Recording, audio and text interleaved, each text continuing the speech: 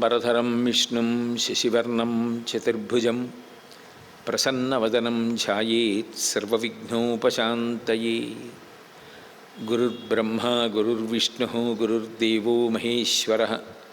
గురుః సాక్షాత్ పరం బ్రహ్మ తస్మై శ్రీ గురవే నమః.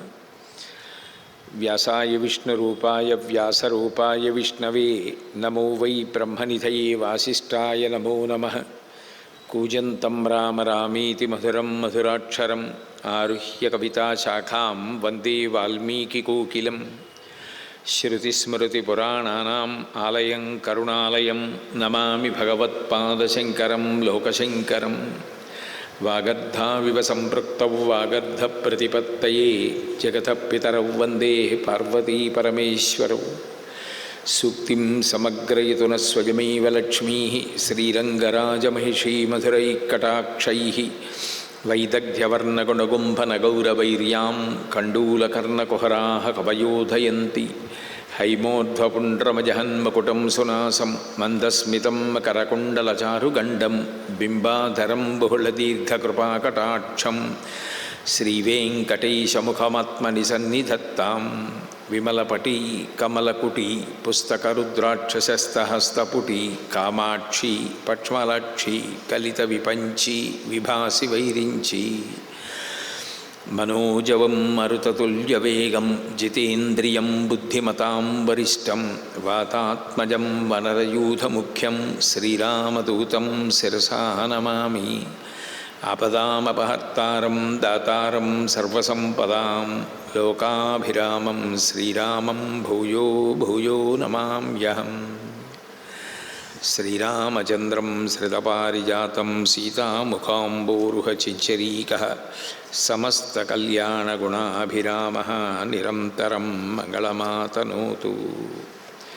హరి ఓం. పరమేశ్వరస్వరూపైన సభకి నమస్కారం. విభీషణుడు రామచంద్రమూర్తితో మాట్లాడుతూ, ప్రాప్తవ్యా యదితే సీత హంతవ్యాశ్చ నిశాచరాః. రఘునందన వక్ష్యామి శ్రూయతాం మే హితం వచః. సాధ్వయం జాతు సౌమిత్రిః బలేన మహతాం వృతః. నికుంభిలాయాం సంప్రాప్య హంతుం రావణిమాహవే. ఒకసారి కానీ ఆ నుకింభిలా దేవాలయానికి వెళ్ళి హోమాన్ని ఇంద్రజిత్ పూర్తి చేస్తే ఇక ఆ ఇంద్రజిత్తుని ఎదుర్కోగలిగినటువంటి పరాక్రమం ఎవరికీ ఉండదు. దాని చేత మనందరికీ కూడా ప్రమాదం ఏర్పడుతుంది. కాబట్టి లక్ష్మణస్వామిని నువ్వు నాతో పంపిస్తే అరివీర భయంకరుడైనటువంటి లక్ష్మణస్వామి ఆ ఇంద్రజిత్తుని మట్టుపెట్టి మనందరినీ కూడా సురక్షితంగా ఉండేటట్టుగా చూస్తాడు. కాబట్టి ఆ హోమం ప్రారంభం కాకముందే ఇంద్రజిత్తుని నిగ్రహించాలి. కాబట్టి నాతో కొంత వానర సైన్యాన్ని లక్ష్మణస్వామిని పంపించవలసింది అని రామచంద్రమూర్తిని విభీషణుడు అడిగాడు. అడుగుతూ ఒక మాట అంటాడు. ధనుర్మండల నిర్ముక్తై ఆసీ విషోపమై శరైర్హంతుం మహేశ్వాసో రావణిం సమితింజయ. మండలాకారంగా ధనస్సుని తిప్పుతూ లక్ష్మణస్వామి విడిచిపెట్టేటటువంటి బాణములు ఆ రావణుని కుమారుడైన ఇంద్రజిత్తుని, ఆ రావణుని యొక్క సైన్యాన్ని కూడా మట్టు పెడతాయి. అంతటి సమర్థుడు లక్ష్మణుడు. కాబట్టి లక్ష్మణుడిని నాతో పంపించవలసింది అని అడిగాడు. అడుగుతూ ఆ ఇంద్రజిత్తు యొక్క గొప్పతనాన్ని రాముడితో మళ్ళీ ఇంకొకసారి ప్రస్తావన చేస్తున్నాడు. తేన వీర్యేణ తపసా వరదానాత్ స్వయంభువః అస్త్రం బ్రహ్మశిరః ప్రాప్తం కామగాశ్చ తురంగమాః.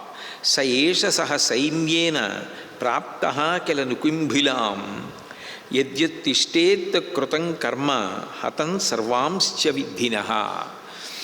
ఆయన చేసినటువంటి గొప్ప తపస్సు ఆయనకి వరమైంది. ఇంద్రజిత్తు బ్రహ్మగారి గురించి గొప్ప తపస్సు చేశాడు. ఆ తపస్సు చేసిన కారణం చేత ఆయనకి బ్రహ్మశిరము అనేటటువంటి అస్త్రం భాషించేటట్టుగా బ్రహ్మగారు వరం ఇచ్చారు. అది పరమశక్తివంతమైనటువంటి అస్త్రం. అటువంటి అస్త్రం ఆయన చేతిలో ఉంది. దానితో పాటుగా ఆ ఇంద్రజిత్తుకున్న గొప్పతనం ఏమి అంటే కామగాశ్చ తురంగమాహ. ఒక సారథి ఉండి రథాన్ని తోలుతూ ఉండాలి. కానీ ఇంద్రజిత్ విషయంలో ఆయన సంకల్పాన్ని అనుసరించి రథాన్ని తీసుకెళ్ళేటటువంటి గుర్రములు కట్టబడి ఉంటాయి. ఇవి బ్రహ్మగారిచ్చినటువంటి వరణం. ఆ వరం చేత ఇంద్రజిత్తు విశేషమైనటువంటి పరాక్రమాన్ని తేజస్సుని పొంది ఉన్నాడు. ఆ పైన శివుడి వరం ఉంది కాబట్టి మాయాయుద్ధం చేయగలడు. ఇన్ని కలిసి వచ్చినవాడు, సహజంగా శరీర బలం ఒక్కటే ఉన్నవాడు కాదు. దేవతల యొక్క అనుగ్రహం చేత పొందినటువంటి వర సంబంధమైన బలం ఏదున్నదో అది ద్విగుణీకృతమైన తేజస్సుని కల్పిస్తుంది. కాబట్టి అటువంటి ఇంద్రజిత్తుని నిగ్రహించగలిగినటువంటి శక్తి మళ్ళీ అంతటి భాగవతోత్తముడైనటువంటి లక్ష్మణస్వామికే ఉంది. పూర్తి కపటం ఇంద్రజిత్తుది, పూర్తి రుజుత్వం లక్ష్మణస్వామిది. ఇంద్రజిత్ జీవితంలో దేవతల్ని వరాలు అడిగినప్పుడు కూడా రుజుత్వంతో కూడిన వరములు అడగలేదు. ఆయన నేను అభిచారిక హోమం చేసి బయటికి వస్తే అటువంటి హోమం చేసిన కారణం చేత ఇక నేను ఎవరికీ కనపడకుండా ఉండి అజేయుడనై ఉండాలి అని బ్రహ్మగారిని వడబడిగాడు. పరమశివుడిని నేను మాయాయుద్ధం చెయ్యగలగాలి, ఒక్కసారి మేఘములలోకి వెళ్ళిపోయి సంకల్పం చేస్తే ఇక శత్రుపక్షానికి కనపడకూడదు. అందరూ సాత్విక హోమాలు చేస్తే ఆయన అభిచార హోమం చేయడానికి ప్రయత్నం చేస్తాడు. ఆయన యందు త్రికరణ శుద్ధి, రుజుత్వము, లోకమునకు ఉపకారం చేసే బుద్ధి ఉండవు. ఎప్పుడూ దేవతల్ని పీడించడం, స్వార్థం, మహర్షుల్ని చంపడం ఇటువంటి పనులు తప్ప సాత్వికమైన పనులు కానీ ధర్మ పరిరక్షణ కొరకు ఆయన తేజస్సు కానీ పరాక్రమం కానీ ఉపయోగపడడం కానీ ఉండవు. ఆ కారణం చేత ఆయన లక్ష్మణస్వామి ముందు నిలబడలేడు. లక్ష్మణస్వామి విశేషమైనటువంటి త్యాగమూర్తి. ఆయన భార్యని అయోధ్యానగరంలో విడిచిపెట్టేసి కేవలం అన్నయ్య వదిన యొక్క సేవ కోసమని చెప్పి అరణ్యవాసానికి వచ్చి ఏ ప్రతిఫలాన్ని అపేక్షించకుండా ఇటువంటి రామచంద్రమూర్తి సేవ కన్నా వదినమ్మ సేవ కన్నా నాకు జీవితంలో పరమార్థం లేదు అని సేవించినవాడు. చిట్ట చివర రాముడు ఎక్కడైనా లక్ష్మణస్వామికి చిన్న స్వార్థం ఉందేమోనని భరతుణ్ణి కాకుండా లక్ష్మణుణ్ణి పిలిచి అవరాజ్య పట్టాభిషేకం చేసుకోమన్నాడు. అతిష్ట ధర్మజ్ఞమయా సహిమాంగాం పూర్వరాజ్యాం దుషితాంబలీన అన్నాడు. పూర్వం మన వంశంలో రాజులందరూ పరిపాలించినటువంటి ఈ సామ్రాజ్యాన్ని నాతో పాటు పట్టాభిషేకం చేసుకుని యువరాజువిక అన్నాడు. అంటే వెంటనే లక్ష్మణస్వామి అన్నాడు, అది వంశాచారం కాదు, నీ తర్వాత పెద్దవాడు భరతుడున్నాడు కాబట్టి భరతుడికి యవరాజ్య పట్టాభిషేకం చెయ్యాలి తప్ప నాకు కాదు. నేను ఇవన్నీ కోరుకుని సేవించలేదు. నాకున్న బలం బలహీనత నిన్ను విడిచిపెట్టి ఉండలేను. కాబట్టి నాకు ఇంకేమీ అక్కర్లేదు అని చెప్పినటువంటి పరమ నిస్వార్థపరుడు. నిజానికి లక్ష్మణస్వామి రామచంద్రమూర్తి నుంచి దూరమైతే రాముడే ఉండలేడు. అవతార పరిసమాప్తి చేశాడు. అంత ప్రేమైకమూర్తి లక్ష్మణుడు. అంతటి రుజుత్వం కలిగినటువంటి లక్ష్మణుడి ముందు ఇంత స్వార్థపరుడైన ఇంద్రజిత్ నిలబడడం సాధ్యం కాదు. లోకంలో దేనికన్నా గొప్పది ఏది అంటే త్యాగం. త్యాగేనైకే అమృతత్వమానసు. ఎవరు త్యాగబుద్ధితో ఉంటారో భగవంతుడు తనకి అనుగ్రహించినటువంటి విభూతిని సమాజ ప్రయోజనానికి వెచ్చించాలని ప్రయత్నం చేస్తారో అటువంటి వారి విషయంలో భగవంతుని యొక్క పరిపూర్ణమైన కృపాకటాక్షములు ఉంటాయి. అందుకే లక్ష్మణస్వామి యుద్ధానికి వచ్చినట్టయితే ఆ నికుంభిల హోమం పూర్తి చేయకముందే ఆ ఇంద్రజిత్తు హోమం దగ్గర నుంచి లేచిపోవాలి. అట్లా లేచిపోతే మనకెవ్వరికీ ప్రమాదం లేదు. ఒకవేళ హోమం కానీ పూర్తి చేసి రథంలో కూర్చున్నాడో మనం ఎవ్వరం కూడా బ్రతికే అవకాశం లేదు. కాబట్టి వెంటనే లక్ష్మణస్వామిని నాతో పంపు అంటూ బ్రహ్మగారు ఇంద్రజిత్తుకి వరం ఇచ్చినప్పుడు చెప్పిన మాటలని వేరొకసారి ఉటంకించాడు విభీషణుడు. నికుంభిలాం అసంప్రాప్తం ఆహుతాగ్నించయో రిపు త్వామాత తాయినం హన్యాత్ ఇంద్రశత్రో సతే వద వరో దత్తో మహాబాహో సర్వలోకేశ్వరేణ వై ఇత్యేవం విహితో రాజన్ వధస్తైష ధీమతః. బ్రహ్మగారు వరం ఇచ్చినప్పుడు చెప్పిన మాట ఏమిటంటే, నువ్వు హోమానికి వెళ్ళి కూర్చున్నప్పుడు హోమం పూర్తి చెయ్యకుండా అడ్డొచ్చి నువ్వు హోమం వదిలిపెట్టేసి రథమెక్కేటట్టు చేసిన వాడెవరో ఆయనే నీ పట్ల మారకుడు, ఆయనే నీ మృత్యువుకి కారణమవుతాడని చెప్పాడు. కాబట్టి లక్ష్మణుడు ఇప్పుడు ఇంద్రజిత్ హోమం పూర్తి చెయ్యకుండా చెయ్యాలి. చేస్తే ఆయన హోమాన్ని మధ్యలో వదిలేసి రథం ఎక్కితే లక్ష్మణుడే ఇంద్రజిత్ మరణానికి కారణమవుతాడు. కాబట్టి లక్ష్మణస్వామిని నాతో పంపించు అన్నాడు. కారణం, కేవలం హోమాన్ని వదిలిపెట్టేసినంత మాత్రం చేత చనిపోయేంత తక్కువ పరాక్రమం ఉన్నవాడు కూడా కాదు ఇంద్రజిత్. ఆయనని ఎదుర్కొని యుద్ధం చెయ్యాలి అంటే అంత శక్తివంతుడై ఉండాలి, అంత అస్త్ర పరిజ్ఞానం ఉండాలి, అంత యుద్ధ విద్యా విశారదుడై ఉండాలి. అన్నిటిని మించి కొన్ని మంత్రములు యువతల వారికి కూడా ఉపదేశం ఉండాలి. విశ్వామిత్ర మహర్షి బాలకాండలో బల అతిబల అని 2 విద్యలు ఉపదేశం రామచంద్రమూర్తికి చేశాడు. ఆ చేసినటువంటి ఉపదేశం ఏదుందో దాన్ని రాముడు లక్ష్మణుడికి చేశాడు. కాబట్టి ఇప్పుడు లక్ష్మణస్వామికి ఒక శక్తి ఉంది.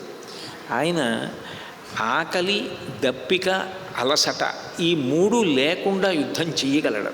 అది బల అతిబల అన్న విద్యల వలన వచ్చినటువంటి శక్తి. అటువంటి శక్తి ఉన్నవాడు తప్ప రాత్రింబవళ్ళు అవసరమైతే ఇంద్రజిత్తుతో యుద్ధం చేయాలి. అదేం తల తిప్పడానికి కూడా అవకాశం ఉండదు, ఒళ్ళు చీరుకుపోతుంది. అయినా ఊంచుకుని నిలబడి యుద్ధం చేయవలసి ఉంటుంది.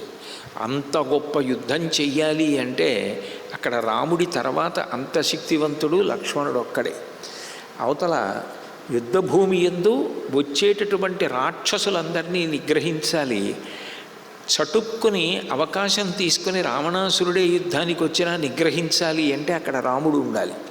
కాబట్టి రామ, మీరు ఇక్కడుండండి, లక్ష్మణస్వామిని మాతో పంపండి, పంపితే ఇంద్రజిత్తుని నిగ్రహిస్తామని తీసుకుని విభీషణుడు వెళ్ళాడు. వెళ్ళేసరికే ఆ మర్రి చెట్టు తోపులోకి ప్రవేశించి భయంకరమైనటువంటి హోమాన్ని ప్రారంభం చేయడానికి ఇంద్రజిత్తు సిద్ధపడుతున్నాడు. ఆ సిద్ధపడుతున్నటువంటి సందర్భంలో ఆ హనుమ, విభీషణుడు, అట్లాగే లక్ష్మణస్వామి వీళ్ళు ఆ ఇంద్రజిత్తుకి కాపలాగా ఉన్నటువంటి రాక్షసులందరినీ కూడా హింసించడం ప్రారంభం చేశారు. లక్ష్మణస్వామి బాణములతో రాక్షస సైన్యాన్ని అంతటినీ కూడా తుత్తునియలు చేస్తూ దారి కల్పించుకొని ఇంద్రజిత్ హోమం ఎక్కడ చేస్తున్నాడో అక్కడికి వెళ్ళాడు. విభీషణుడు తనదైన శైలిలో పర్వత శిఖరాలు మొదలైనవి ఆ రాక్షస సైన్యం మీద పడేస్తూ మర్దిస్తుంటే హనుమ యొక్క వీరవిహారం చెప్పనక్కర్లేదు. అటువంటి వీరవిహారం చేసి రాక్షసుల్ని మట్టుపడుతుంటే వాళ్ళు చేసే ఆర్తనాదములు విని తన రాక్షస సైన్యం అంతా కూడా నశించిపోతోందనేటటువంటి బాధతో ఇంద్రజిత్ ఆ చేస్తున్న హోమాన్ని విడిచిపెట్టి బయలుదేరి వచ్చేయాలి తప్ప అన్యథా మార్గం లేదు దానికి. ఎందుకనంటే కేవలం ఇంద్రజిత్తు దగ్గరికి వెళ్ళిపోయి ఇంద్రజిత్తుని నిగ్రహించడానికి ఆయన ఒక్కడే వెళ్ళి మర్రి చెట్టు తోపులో హోమం చేస్తుంటే వెళ్ళి ఆ హోమాన్ని భగ్నం చేసే ప్రయత్నం చేయొచ్చు.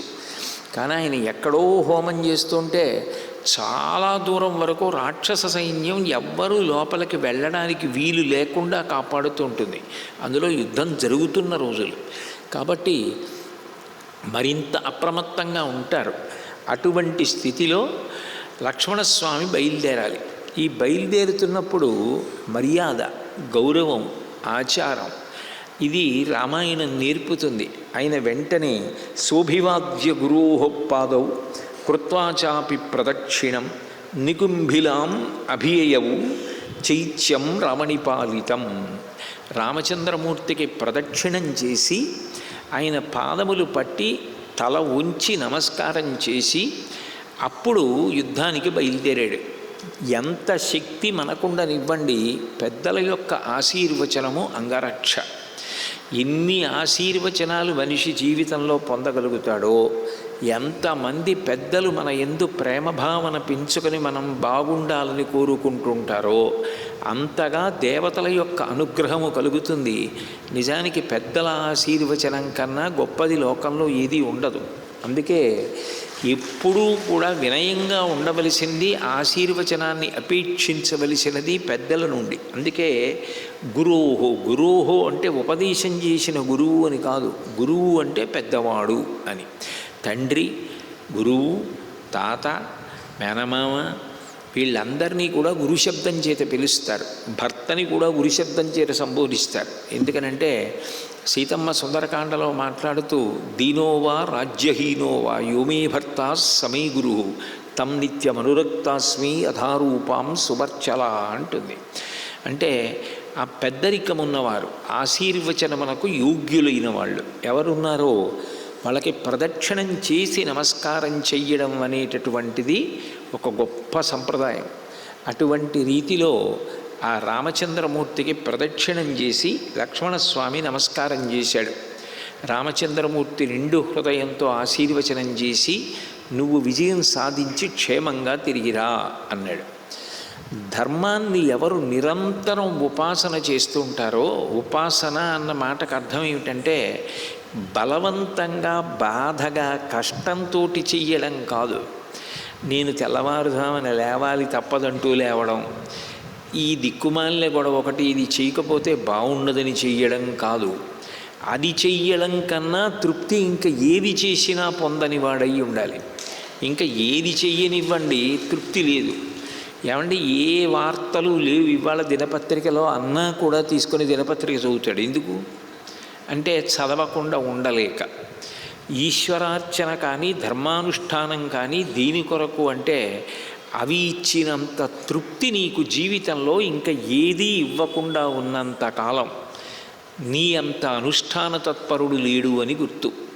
అటువంటి ధర్మానుష్ఠాన తత్పరుడు రామచంద్రమూర్తి. ఆయన జీవితంలో ఆయనకి గొప్ప తృప్తి దేని వలన అంటే ధర్మానుష్ఠానం వల్ల. అటువంటి ధర్మమూర్తి నోటి వెంట ఏదొచ్చిందో అది శాసనమవుతుంది. అది సమస్త భూతములకు కాదు, ఒక్కొక్కసారి విడిచిపెట్టినటువంటి ఆయుధానికి కూడా అది శాసనమైపోతుంది. నువ్వు చెనకడానికి వీలు లేదు అన్నారనుకోండి, అది ఎక్కడి వరకు పనిచేస్తుంది అంటే కేవలం అవతల వారి యొక్క శరీరమును బాధ పెట్టగలదేమో కానీ ప్రాణమును మాత్రం తీయదు. అంటే వారి నోటి వెంట వచ్చినటువంటి వాక్కు కన్నా నిజానికి పెద్ద అస్త్రం లోకంలో ఇంకోటి ఉండదు. అందుకే కదా శపించుట అన్న మాట ఒకటి వచ్చింది లోకంలో. ఆ తపోబలం ఉన్న వారి నోటి వెంట వచ్చిన మాట ఏదుందో అది నిజమవుతుంది. అందున ధర్మానుష్ఠాన తత్పరులైనటువంటి వారు నిండు మనసుతో ఏది కోరుకుంటారో అదే జరుగుతుంది. కాబట్టి అంతటి ధర్మాన్ని అనుష్ఠించేటటువంటి రాముడు మనసా వాంఛించి లక్ష్మణస్వామికి ఆశీర్వచనం చేసిన తరువాత వేరొకలా కార్యం జరిగే అవకాశం ఉండదు. కాబట్టి ఇప్పుడు బయలుదేరారు. ఎట్లా అయితే వాళ్ళు వ్యూహాన్ని రచన చేసుకున్నారో అట్లాగే రాక్షస సైన్యాన్నంతటినీ అల్లకల్లోలం చేయడం మొదలుపెట్టారు. అప్పుడు ఆ రాక్షసుల యొక్క దైన్యంతో కూడుకున్న అరుపులు, ముగ్గురు మూడు పక్కల నుంచి సంహారం చేస్తుంటే రాక్షసులు తట్టుకోలేక చేస్తున్నటువంటి ఆక్రందనలు ఇవన్నీ విన్నాడు ఇంద్రజిత్. అవతల సైన్యం అంతా ఆక్రోశిస్తోంది అంటే వాళ్ళు తన దగ్గరికి వచ్చేస్తారు. ఇంకా తన దగ్గరికి వస్తే ప్రమాదం ఏర్పడుతుంది. అందుకని ముందు వాళ్ళని పారద్రోలిన తరువాత తాను మళ్ళీ కూర్చోవాలి హోమానికి. అందుకని లేచిపోయాడు. ఎప్పుడైతే హోమం దగ్గర నుంచి లేచిపోయాడో అదే పెద్ద విజయం. కాబట్టి లేచిపోయి చెట్ల చాట్ల చీకటిలోంచి బయటికి వచ్చాడు. అంటే అదే అందరికీ కనపడేటట్టుగా జరిగేది కాదు. అంత భయంకరమైనటువంటి హోమం చేసేటప్పుడు ఆ మర్రి చెట్టు చాట్న చీకట్లో చేస్తాడు. అటువంటి చీకట్లోంచి బయటికి వచ్చాడు. ఈలోగా హనుమ అద్భుతమైనటువంటి యుద్ధం చేస్తున్నారు. ఎంత అద్భుతమైన యుద్ధం అంటే అసలు ఆయన ఎక్కడెక్కడ యుద్ధం చేస్తున్నారో అక్కడక్కడ రాక్షసుల యొక్క ఆక్రందనలకు అంతులేని స్థితి. అంత వాళ్ళు శోషించిపోయేటట్టుగా యుద్ధం చేస్తున్నారు. అప్పుడు ఇంద్రజిత్ సారథిని రథం ముందు హనుమ ఉన్న వైపుకి పొమ్మని ఆ అభిమంత్రించకుండా ఉన్నటువంటి రథాన్ని ఎక్కి బయలుదేరిపోయాడు. అంటే నిజానికి ఇప్పుడు దేవతల యొక్క అనుగ్రహం ఉండే అవకాశం లేదు ఇంద్రజిత్తుకి. కాబట్టి ఇప్పుడు రథంలో బయలుదేరి వెళ్ళి యుద్ధం ప్రారంభం చేశాడు. ప్రారంభం చేస్తే హనుమని చంపాలని చూస్తున్నాడు. కాబట్టి మనం వెంటనే ఆయనని ఆదుకోవడానికి వెళ్ళాలి అని విభీషణుడు లక్ష్మణస్వామికి చెప్పాడంటే హనుమని చంపడం సాధ్యమయ్యే విషయం కాదు. కానీ అంత హనుమని నిగ్రహించేటటువంటి ప్రయత్నం చేయడంలో ఆయనని హింసిస్తాడేమో అన్న ఉద్దేశ్యంతో సహజమైన ప్రేమతో విభీషణుడు లక్ష్మణస్వామిని హెచ్చరించి మనం ముందు హనుమ దగ్గరికి వెడదాం ఆయన్ని కాపాడుకోవడానికి అని వెళ్ళే ముందు ఆ మర్రి చెట్టు చాటుకి తీసుకెళ్ళి ఇంద్రజిత్ ఎక్కడ హోమం చేస్తాడో ఆ ప్రదేశాన్ని చూపించాడు.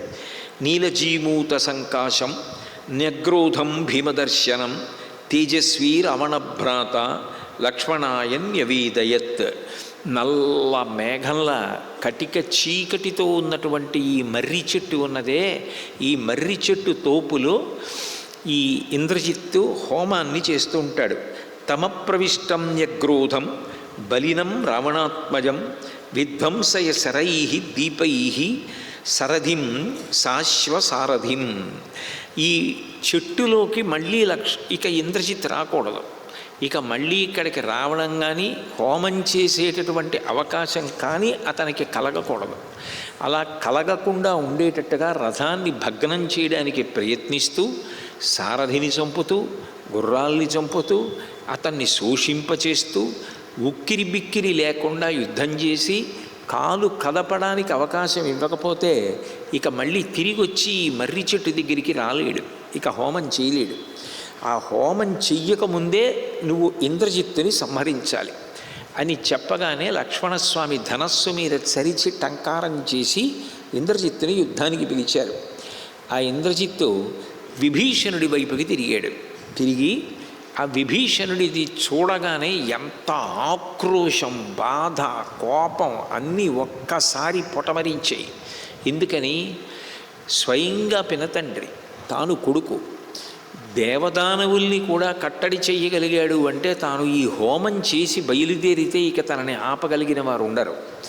ఈ రహస్యం కానీ ఈ రహస్య స్థావరం కానీ బ్రహ్మగారిచ్చిన వరం కానీ తెలిసున్నటువంటి వాడు సజాతీయుడు విభీషణుడు ఒక్కడే. అక్కడ ఎవ్వరికీ తెలియదు అక్కడ హోమం చేస్తాడన్న విషయం. అంత పెద్ద రహస్యాన్ని చెప్పేశాడు. చెప్పేయడం వల్ల వచ్చేయగలిగాడు లక్ష్మణుడు హనుమ. వచ్చేసిన కారణం చేత ఇప్పుడు కేవలం ఇంద్రజిత్ ఒక్కడికే కాదు ప్రాణాపాయ స్థితి. ఇంద్రజిత్తే వెళ్ళిపోతే ఇక రావణుడు యుద్ధానికి వెళ్ళడం వినా నిజానికి ఇంద్రజిత్ స్థాయిలో ఉన్నటువంటి వీరులు ఇంకెవ్వరూ లేరు. పైగా ఇంతమందిని కోల్పోయినటువంటి రావణాసురుడు నిస్పృహకి గురైపోతాడు. అందున ఇంద్రజిత్ మరణించాడు అంటే అసలు తట్టుకోలేడు. కాబట్టి ఆ విభీషణుడు వంక చూసి బాధతో కొన్ని మాటలు అన్నాడు. ఇహత్వం జాత సమృద్ధ సాక్షాత్ భ్రాతా పితుర్మమ కథం దృహ్యసి పుత్రస్య పితృవ్యో మమ రాక్షస. నువ్వు ఇక్కడ రాక్షస జాతిలో పుట్టావు, ఇక్కడ రాక్షస జాతిలో పెరిగావు, ఇక్కడ వృద్ధిని పొందావు, ఇక్కడ సాక్షాత్తుగా మా నాన్నగారికి తమ్ముడివి. అటువంటి వాడివి ఇవాళ నీ పుత్రుడికే ద్రోహం చెయ్యడం కోసమని శత్రువులతో చేతులు కలిపి వాళ్ళని ఇంత రహస్యమైన ప్రదేశానికి తీసుకొచ్చి నాతో యుద్ధం చేసి నన్ను నిర్మూలించడానికి అవకాశాన్ని కల్పించావు. నీకు జాతి సంబంధమైనటువంటి ప్రేమ లేదు. లోకంలో ప్రేమకి ఏదో ఒక కారణం ఉంటుంది. కొంతమందికి మేమందరం ఒక జాతి అని ఒక ప్రేమ ఉంటుంది. నీకు అటువంటి ప్రేమ లేదు. అయ్యో నా సోదరుడు రావణాసురుడు, ఆయన కొడుకు వీడు కాబట్టి నాకు కొడుకు అవుతాడు అన్న ప్రేమ లేదు. సహజంగా లోకంలో ఉండే వాతావరణం ఏమిటంటే కలిసి పుట్టిన వాళ్ళ మధ్య ప్రత్యేకంగా అనుబంధానికి కారణం ఉండవలసిన అవసరం లేదు. స్నేహము అన్న మాటకు అర్థం ఏమిటంటే భావములు ఏకీకృతమైన కారణం చేత ఒకరి పట్ల ఒకరికి ప్రేమ ఏర్పడి విడిపోకుండా ఉండగలిగి ఒకరి మనసులలో ఒకరు ఉండి ఒకరి యొక్క క్షేమాన్ని ఒకరు కోరుకునేటటువంటి లక్షణం ఏర్పడుతుంది. అలా అంటుకుని ఉండడాన్ని స్నేహము అని పిలుస్తారు. అటువంటి స్నేహభావం సహజంగా కుటుంబంలో ఉంటుంది. మొట్టమొదట ప్రారంభం ఎక్కడ అంటే ఈశ్వరుడు అది నేర్పినదే కుటుంబంలో.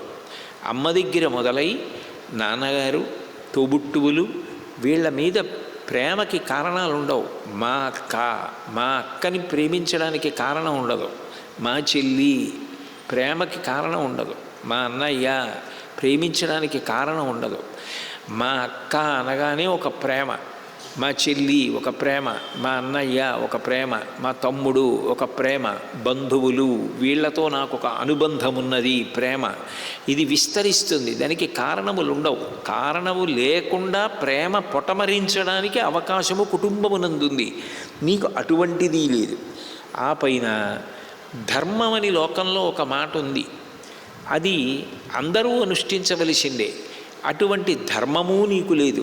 ఎందుకనంటే ఇంతకన్నా ద్రోహం ఎక్కడుంటుంది? ఎక్కడ పుట్టావో, ఎక్కడ పెరిగావో, ఏ అన్న దగ్గర ఉన్నావో ఆయన్ని వదిలిపెట్టేసి ఆపత్కాలంలో ఆయనకి వెన్నుపోటు పొడిచి ఆయన మరణించడానికి, బాధపడడానికి కారణమవడమే కాకుండా ఆయన కొడుకుని, నీకు కూడా కొడుకునయ్యేటటువంటి వాడిని నేను ఎక్కడ హోమం చేస్తున్నానో ఈ అజ్ఞాత స్థావరాన్ని శత్రువులకి చెప్పావు. కాబట్టి నీకు ధర్మం లేదన్నాడు. విచిత్రమైన విషయం ఏంటంటే జీవితంలో ధర్మము అన్న మాట ఎప్పుడూ పట్టుకోనివాడు ఇతరులకు ఉపదేశం చేయవలసి వస్తే తనకి కష్టం కలిగితే మాత్రం అవతలవాడి ధర్మం యొక్క లేమిని ఎత్తి చూపిస్తూ ఉంటాడు. మహాభారతంలో కర్ణుడు అలాగే మాట్లాడతాడు ఆఖరణ అర్జునుడి గురించి. అప్పుడు కృష్ణుడు అంటాడు, ఇప్పుడు నీకు ధర్మం బాగా జ్ఞాపకం వచ్చినట్టుందని. ధర్మం అనేటటువంటిది అనుష్ఠించవలసిన సమయంలో అనుష్ఠిస్తే రక్షిస్తుంది తప్ప తాను అనుష్ఠించకుండా ఆపద రూపాన్ని పొందిన తర్వాత అప్పుడు అవతలవారు ధర్మాన్ని పట్టుకోలేదని విమర్శించే అధికారం మనకెక్కడుంటుంది? కాబట్టి ధర్మం గురించి ఇంద్రజిత్ మాట్లాడుతున్నాడు. అది ఆశ్చర్యం. ఇన్ని మాటలని నువ్వు స్వజనాన్ని విడిచిపెట్టావు, పరులకు భృత్యుడవయ్యావు. భృత్యుడవై వాళ్ళ దగ్గర ఏదో ఆశించి వాళ్ళు చేసిన పనులన్నీ సమర్థిస్తున్నావు, వాళ్ళు చెప్పినట్టుగా చేస్తున్నావు. నిన్ను సత్పురుషులు నిందిస్తారు. ఇట్లా ఇతరుల్ని అనుగమించి తన వారిని విడిచిపెట్టిన వారిని కార్యం పూర్తయిపోయిన తర్వాత పరపక్షం వాళ్ళు సంహరిస్తారు. నీకు ఇది తెలియట్లేదు. గుణవాన్వా పరజన స్వజనో నిర్గుణోపివా నిర్గుణ స్వజన శ్రేయాన్ యః పరయేవ సహ. పరులు ఎన్ని గుణములు కలిగిన వారైనా కావచ్చు, స్వజనులు మనవాళ్ళు ఏ గుణములు లేని వాళ్ళైనా కావచ్చు. గుణములున్నవాళ్ళు అని పరులను పట్టుకోవడం కన్నా గుణములు లేని వాళ్ళైనా మన వాళ్ళనే పట్టుకోవడం మనకు మంచిది. నువ్వు ఈ నీతి పాటించలేదన్నాడు. ఎందుకది? ఏ గుణములు లేకుండా, ఏ ధర్మం లేకుండా కేవలం నా వాళ్ళు అన్న భావన ఏ స్థాయి వరకు ఉండాలి? అవతల వాళ్ళని మార్చడానికి ఎంత ప్రయత్నం చెయ్యాలో అంత ప్రయత్నం చేయడానికి అది పనికి రావాలి. అయ్యో నా అన్నయ్య పాడైపోతున్నాడు, నా తమ్ముడు పాడైపోతున్నాడు, ఈ కొడుకు పాడైపోతున్నాడు, వీళ్ళు పాడైపోకుండా నేనేం చెయ్యాలని చెప్పడానికి పనికి రావాలి ఆ ప్రేమ. అంతేగాని ఇక ఎంతకీ వాళ్ళు మారకపోతే స్వజనులు కాబట్టి వాళ్ళకి గుణములు లేకపోయినా వాళ్ళతో అంట కాగుతాననుకుంటే అగ్నిహోత్రంతో కూడుకున్న ఇనుము కూడా దెబ్బలు తిన్నట్టే రాముడి చేతిలో విభీషణుడు కూడా మరణించవలసి ఉంటుంది. కాబట్టి విపరీత న్యాయాన్ని మాట్లాడుతున్నాడు ఇంద్రజిత్తు. కాబట్టి నువ్వు ఇటువంటి పని చేశావు అంటే సావధానంగా విభీషణుడు జవాబు చెప్పాడు. చెప్తూ నరమే దారుణేనాహం నచా ధర్మేణ వైరమే భ్రాత్రౌ విషమశీలోపి కథం క్రూరా నిరస్యతే. నాకు దారుణ కృత్యములు ఇష్టం ఉండవు. ఇది నా సహజ స్వభావం. నిష్కారణంగా అవతల వారిని క్రూరంగా హింసించి వారు హింసింపబడుతుంటే వారు ఏడుస్తుంటే సంతోషించడం నాకు ఇష్టం ఉండదు. నా దురదృష్టం మన కుటుంబంలో రావణుడికి కానీ, కుంభకర్ణుడికి కానీ, నీకు కానీ, నీ సోదరులకు కానీ, మీ అందరికీ అలవాటేమి అంటే ఇతరులని హింసిస్తే వాళ్ళు బాధపడుతుంటే మీరు సంతోషిస్తూ ఉంటారు. ఇది చాలా దారుణమైనటువంటి విషయం. నాకు స్వభావరీత్యా అసలు అది ఇష్టం ఉండదు. 2 నచా ధర్మేణ వైరమవు, నేను అధర్మాన్ని ఇష్టపడను. మీకు అధర్మం అంటే ప్రీతి, నాకు ధర్మం అంటే ప్రీతి. అందుకు శత్రుత్వం వచ్చింది తప్ప ఏదో స్వార్థం కోసమో మీకు ద్రోహం చెయ్యాలనో ఏర్పడలేదు. అకస్మాత్తుగా ఇప్పుడే వచ్చిందా యుద్ధం ముందు ఈ భావన అంటావేమో. దీనికి ముందు నుంచి నేను చెప్తూనే ఉన్నాను. సీతమ్మని పట్టుకెళ్ళి రాముడికి ఇచ్చేయి, ఇటువంటి పనులు చెయ్యొద్దు, మహర్షులను హింసించవద్దు, ధర్మ మార్గాన్ని విడిచిపెట్టవద్దు, దేవతలకు వ్యతిరేకము కావద్దు అన్న మంచి మాటలు చెబుతూనే ఉన్నాను. ఇప్పుడు ఇక ప్రాణ సంకట స్థితి ఏర్పడిపోయిన తర్వాత అధర్మపక్షాన నిలబడి ధర్మపక్షాన్ని వ్యతిరేకించడం కన్నా ధర్మపక్షాన చేరి అధర్మపక్షాన్ని వ్యతిరేకించడం మంచిదన్న ఉద్దేశ్యంతో వెళ్ళిపోయాను తప్ప నువ్వు అన్నట్టుగా సంకుచితమైనటువంటి భావనతోటి స్వార్థంతో చేసిన వాడను కాను. అన్నిటినీ మించి భ్రాత్రా విషమశీలోపి కథం భ్రాత నిరస్యతే. నేను చెప్పినది ఆయనకి అంగీకారయోగ్యము కాకపోవచ్చు. అంగీకారయోగ్యము కానంత మాత్రం చేత నన్ను వదిలిపెట్టేశాను అన్నమాట అనొచ్చా? పెద్దవాడైనటువంటి రావణాసురుడు పోనీ నేను ఆయనకి వ్యతిరేకంగా ఆయన బాధపడవలసింది కానీ ఆయనకి ప్రమాదాన్ని తీసుకొచ్చే మాట కానీ నేను చెప్పానా? అంతఃపురానికి వెళ్ళి చెప్పాను, సభలో చెప్పాను, నన్ను నిందించినా చెప్పాను, మధ్యలో లేచి వెళ్ళిపోయినా చెప్పాను, దుశ్శకునాలు ఉన్నాయని చెప్పాను. నేను కాదు, కావాలంటే అంతఃపుర పరివారాన్ని అడగమని చెప్పాను. ఎంతసేపు నేను మాట్లాడినా రావణాసురుడి యొక్క క్షేమమును అపేక్షించి చెప్పాను.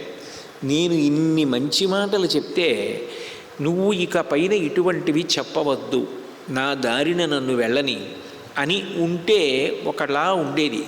నిన్ను నేను విడిచిపెట్టేస్తున్నాను, అసలు నిన్ను చంపేయాలి, తమ్ముడివి కాబట్టి వదిలేశానన్నాడు. అలా అనొచ్చా? నేను వదిలేశానా?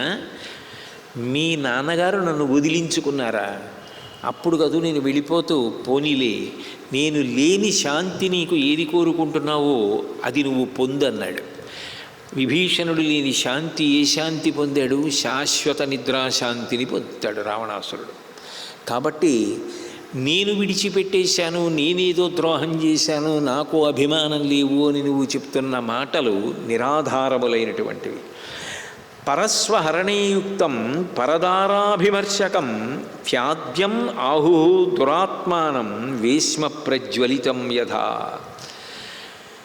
పరుల యొక్క ధనాన్ని అపహరించడమే ప్రధాన కర్తవ్యంగా పెట్టుకున్న వాళ్ళు, పరుల యొక్క భార్యని స్పృశించడం అన్న పెద్ద దోషం చేసినటువంటి వాళ్ళు పరమ దుర్మార్గులు కదూ.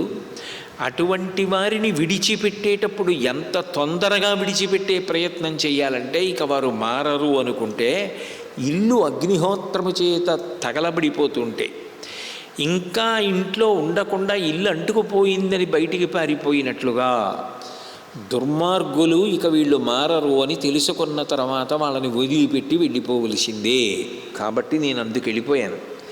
పరస్వానాంచహరణం పరదారాభిమర్శనం సుహృదామతి శంకాచ త్రయోదోషా క్షయావహాః.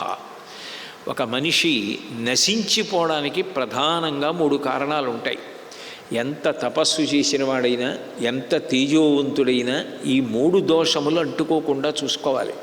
అందులో పరస్వానాంచహరణం, వేరొకరి భార్యని అపహరించి తీసుకొచ్చి బంధించి ఉంచితే ఆమె శోకించి ఆమె కంటి వెంట పడుతున్న బాష్పధార నీటి చుక్కైనా దానిని మించిన అగ్నిహోత్రం ఉండదు.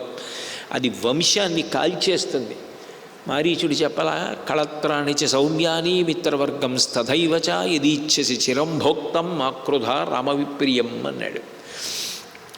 అటువంటి పెద్ద దోషం చేశారు.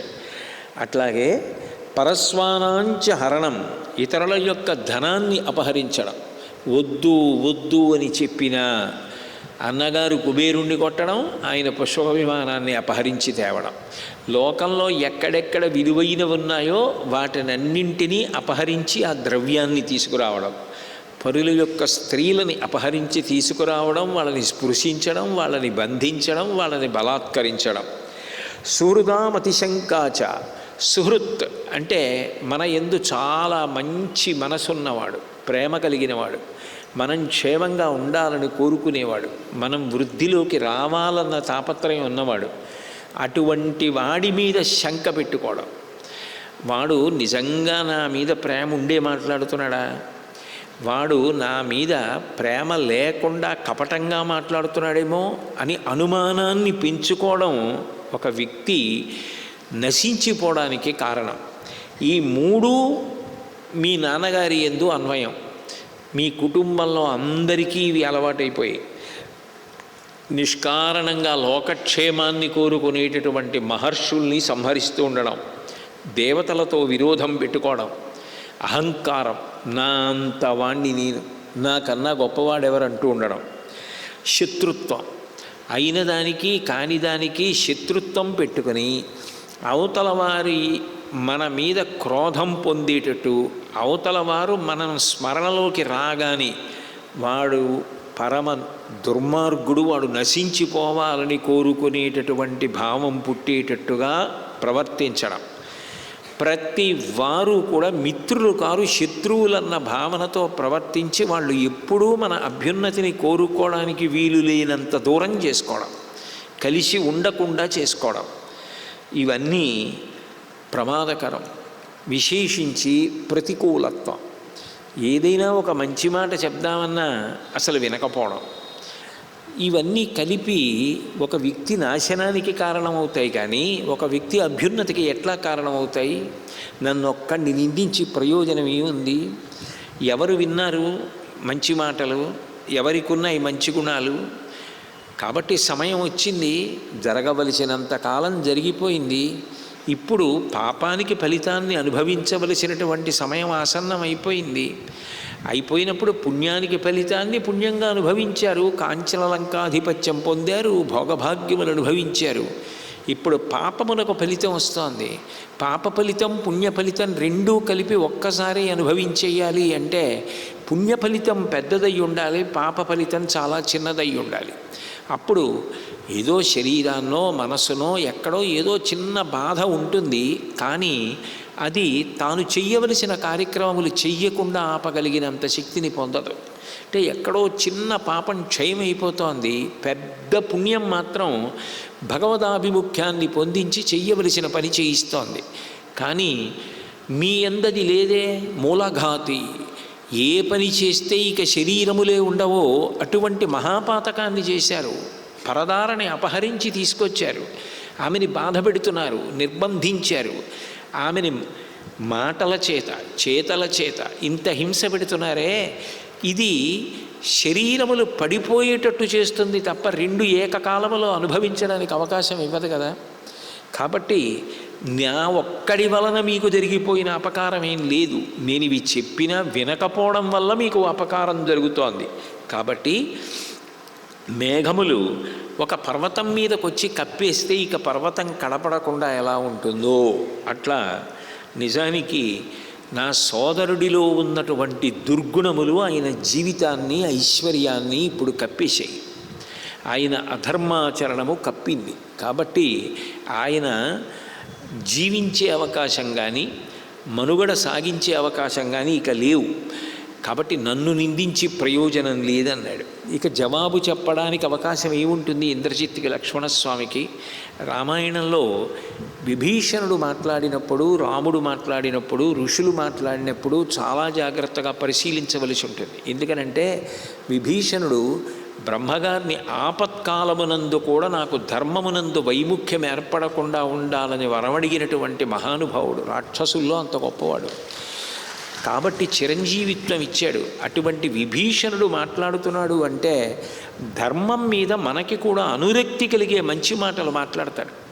కాబట్టి విభీషణుడి మాటలకి పెద్దపీట వేసి పరిశీలించవలసి ఉంటుంది. ఇంద్రజిత్తుకి లక్ష్మణుడికి యుద్ధం ప్రారంభమైంది. ఇద్దరి మధ్య ఘోర యుద్ధం జరుగుతోంది. ఆ ఇంద్రజిత్తు మీద లక్ష్మణస్వామి ప్రయోగించినటువంటి బాణ పరంపర వలన ఇంద్రజిత్తు యొక్క కవచం ఊడి పడిపోయింది. అయితే ఎప్పుడైతే ఇంద్రజిత్ ప్రోత్సహించాడో రాక్షసులందరిలోనూ కూడా ఒక తెగింపు ధోరణి ఏర్పడింది. ఈ తెగింపు ధోరణి ఏర్పడడం అన్నది ప్రమాదకరం. ఎందుకనంటే మనం ఏమైపోయినా పర్వాలేదు, మన ప్రాణం పోయినా పర్వాలేదు, మనం ఒకళ్ళం పోతే అవతల వాళ్ళని 10 మందిని చంపేయగలిగితే చాలు అన్నది లక్ష్యం అయిందనుకోండి, చాలా ప్రమాదకరమైనటువంటి మానసిక స్థితి అది. ఇంద్రజిత్తే పడిపోతే ఇక అసలు లంకకి ఉనికి లేదు. రావణాసురుడు కూడా తర్వాత పడిపోతాడు. కాబట్టి ఇప్పుడు ఇంద్రజిత్తుని కాపాడుకోవాలి. కాబట్టి రాక్షసులు తెగింపు ధోరణిలో యుద్ధం చేస్తున్నారు. ఇది ప్రమాదకరమైన పరిస్థితి అని గమనించినటువంటి విభీషణుడు వానరులకు కూడా ఇంతే ప్రోత్సాహాన్ని ఇవ్వాలి. ఇప్పుడు ఇంత ప్రోత్సాహాన్ని ఇస్తే వీళ్ళు కూడా అంత ఉత్సాహంతో మనకి ఇది తెగించవలసినటువంటి పరిస్థితి. ఎందుకనంటే ఇప్పుడు మనం చేసే యుద్ధం బట్టే యుద్ధం ఒక స్థితికి వచ్చేస్తుంది అన్న నమ్మకం కలిగేటట్టు మాట్లాడాలి. ఆ పరిస్థితిని గమనించగలగడం, గమనించి దానికి చక్క చేయడానికి వీలుగా మాట్లాడగలగడం ఒక పెద్ద కళ. విభీషణుడు అంటాడు, ఇది తగిన సమయం, వానరులందరూ కూడా విజృంభించి యుద్ధం చెయ్యాలి. ఎందుచేతనంటే రావణాసురుడికి వీడొక్కడే గతి. ఇంద్రజిత్తు కానీ మరణించాడా ఇక రావణాసురుడు ఒకడే యుద్ధంలోకి వచ్చేయాలి. ఒకసారి రావణాసురుడు యుద్ధంలోకి వచ్చాడా రాముడి చేతిలో 10 తలలు తెగిపోయినట్టే.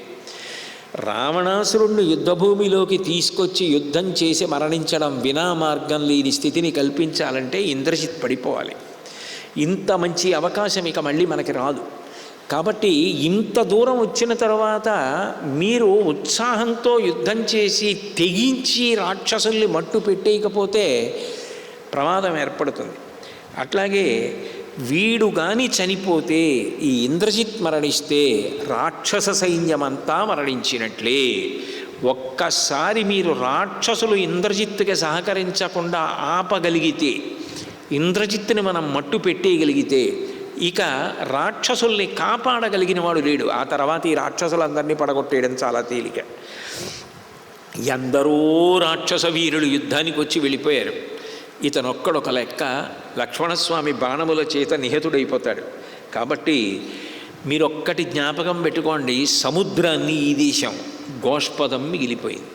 అంటే గోష్పదం అంటే ఆవు డెక్క ఎక్కడ నొక్కుకుంటుందో అక్కడ ఓ చిన్న ముద్ర పడుతుంది, అందులోకి వచ్చి నీళ్లు నిలబడతాయి. గోష్పదీకృత మహారాసిం మశకీకృత రాక్షసం అంటారు కదా హనుమని. గోష్పదం అంటే ఆ ఆవు యొక్క పాద ముద్రలో నీరు నిలబడితే దానిని దాటడం ఎంత తేలికో అట్లా 100 యోజనముల సముద్రమును దాటిన మహానుభావుడు హనుమ. కాబట్టి ఇప్పుడు మనం సముద్రం అంతా యుద్ధం చేసేసాం, గోష్పదం అంతా యుద్ధం ఉంది. ఇప్పుడు మనం వెనకంజ వేసామనుకోండి, మళ్ళీ సముద్రం అంతా యుద్ధం మళ్ళీ మొదలవుతుంది. ఎందుకనంటే ఇంద్రజిత్ తప్పించుకున్నాడా, అంతఃపురానికి కానీ వెళ్ళిపోయాడా, ఈ రాక్షసుల యొక్క బలంతో వెళ్ళిపోతే ఇక మళ్ళీ ఎక్కడ హోమం చేస్తాడు, హోమం చేసి మళ్ళీ ఎప్పుడు రథం ఎక్కుతాడు, ఎట్లా వస్తాడు, ఇక మనం లెక్క పెట్టడం సాధ్యం కాదు. ఎంత ప్రమాదమైనా కల్పిస్తాడు. కాబట్టి ఇప్పుడు రాక్షసుల్ని మట్టు పెట్టాలి, ఇంద్రజిత్తుని వెళ్లకుండా చేయాలి, ఇంద్రజిత్తుని మట్టు పెట్టాలి. దీనికి మీరు కూడా తెగించి యుద్ధం చేయాలి తప్ప మీరు ఏ కారణం చేత కూడా వెనకంజ వెయ్యకూడదు.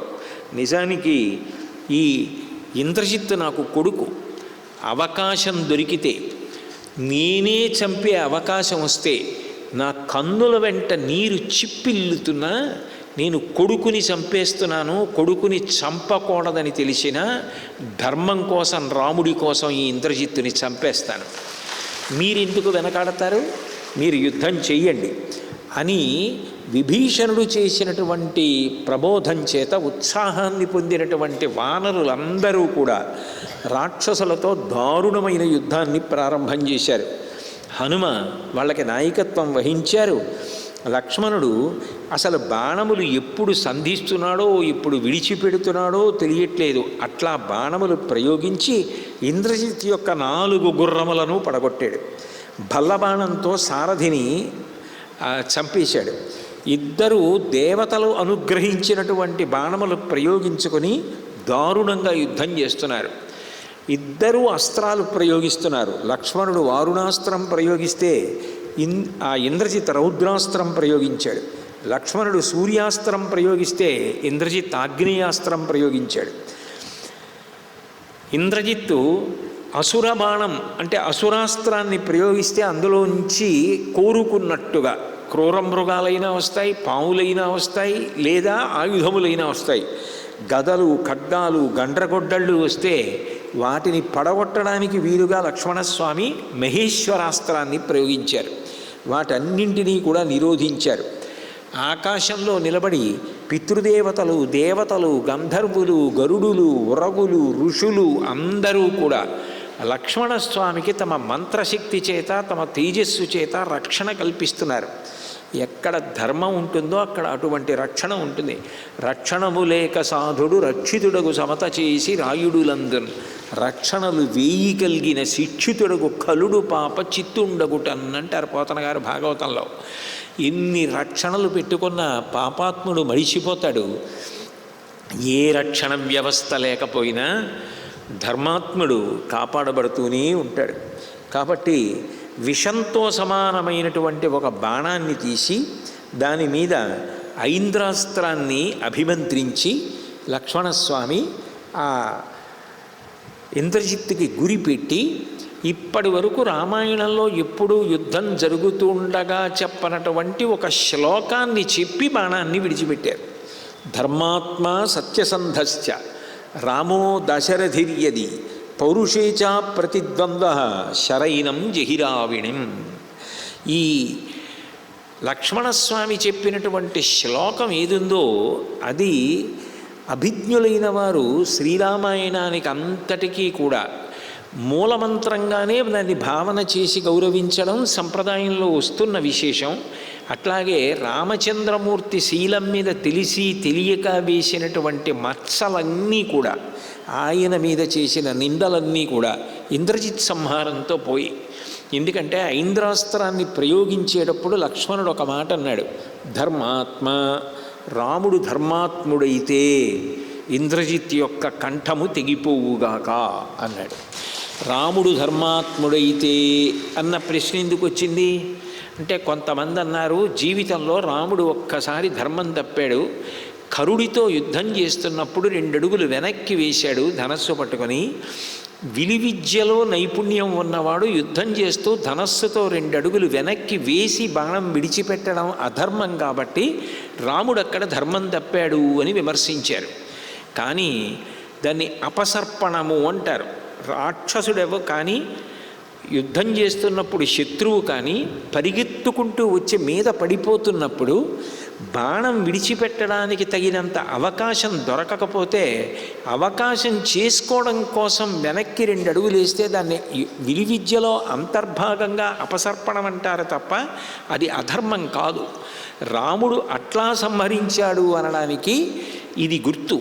ఈ మాట అన్నప్పుడు ఇంద్రజిత్ కంఠం తెగిపోయింది అంటే రాముడు ధర్మాత్ముడే, రాముడు ఎప్పుడూ ధర్మం తప్పలేదు. సత్యసంధశ్చ, రాముడు ఒకసారి అబద్ధం ఆడాడు అన్నారు.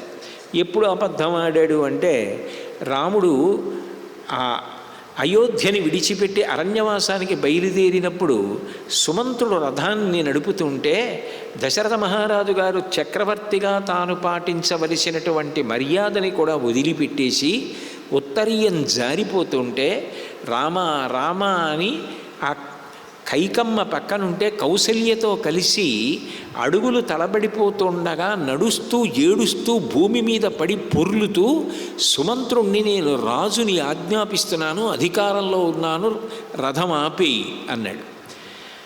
వెంటనే సుమంత్రుడు రాముడి వంక చూసి, నువ్వు రథివి, నేను మంత్రిని, ఆయన రాజు, ఆయన ఆజ్ఞాపిస్తున్నాడు రథం ఆపమని, నేను ఆపనా అని అడిగాడు.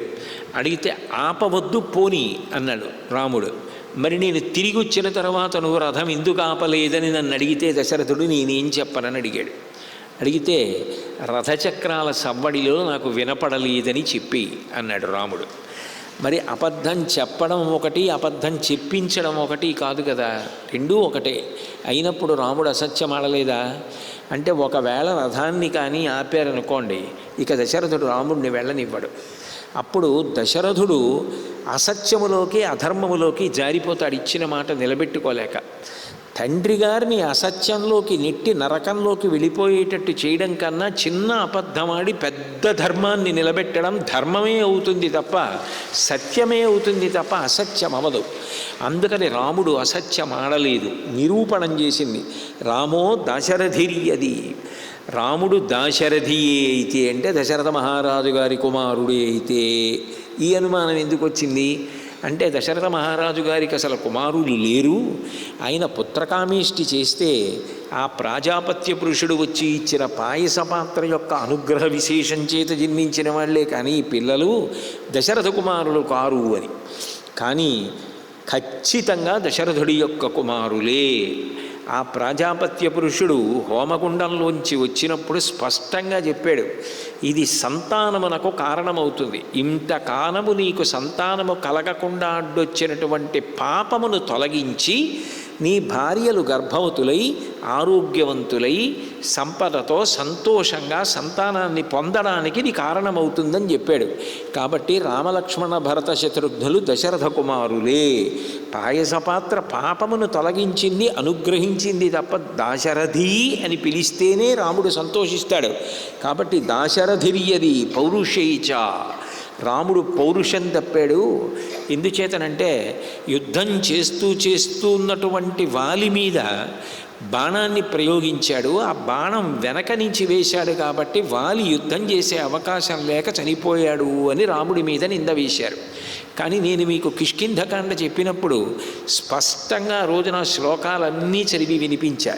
నిజానికి రాముడు చెట్టు చాటు నుండి బయటికి వచ్చి ధనుష్టంకారం చేసినప్పుడు మృగాలన్నీ పారిపోయి, పక్షులన్నీ కూడా నేల మీద పడిపోయి, ఇంత టంకారం చేసినా, ఇన్ని పక్షులు పారిపోయినా, ఇన్ని మృగాలు పారిపోయినా వాలి మాత్రం తాను విశేషంగా ఆ మధుసేవనం చేసి ఉన్నటువంటి కారణం, ఆ పైన ఆ సుగ్రీవుడి మీద ఉన్నటువంటి వ్యగ్రతతోటి అక్కడ ఎదురుగుండా రామచంద్రమూర్తి వచ్చారు, ధనుష్టంకారం చేశారన్న విషయాన్ని గుర్తించలేదు. అది వాలి పొరపాటు తప్ప రాముడి పొరపాటు కాదు. వాలి ఎంత వేగం ఉన్నవాడో అంతకన్నా వేగంగా రాముడు బాణాన్ని విడిచిపెట్టిన కారణం చేత అది గుండెల్లో గుచ్చుకుంది తప్ప వీపులో గుచ్చుకోలేదు. ఆయన ఎక్కడ పౌరుషం తప్పాడు?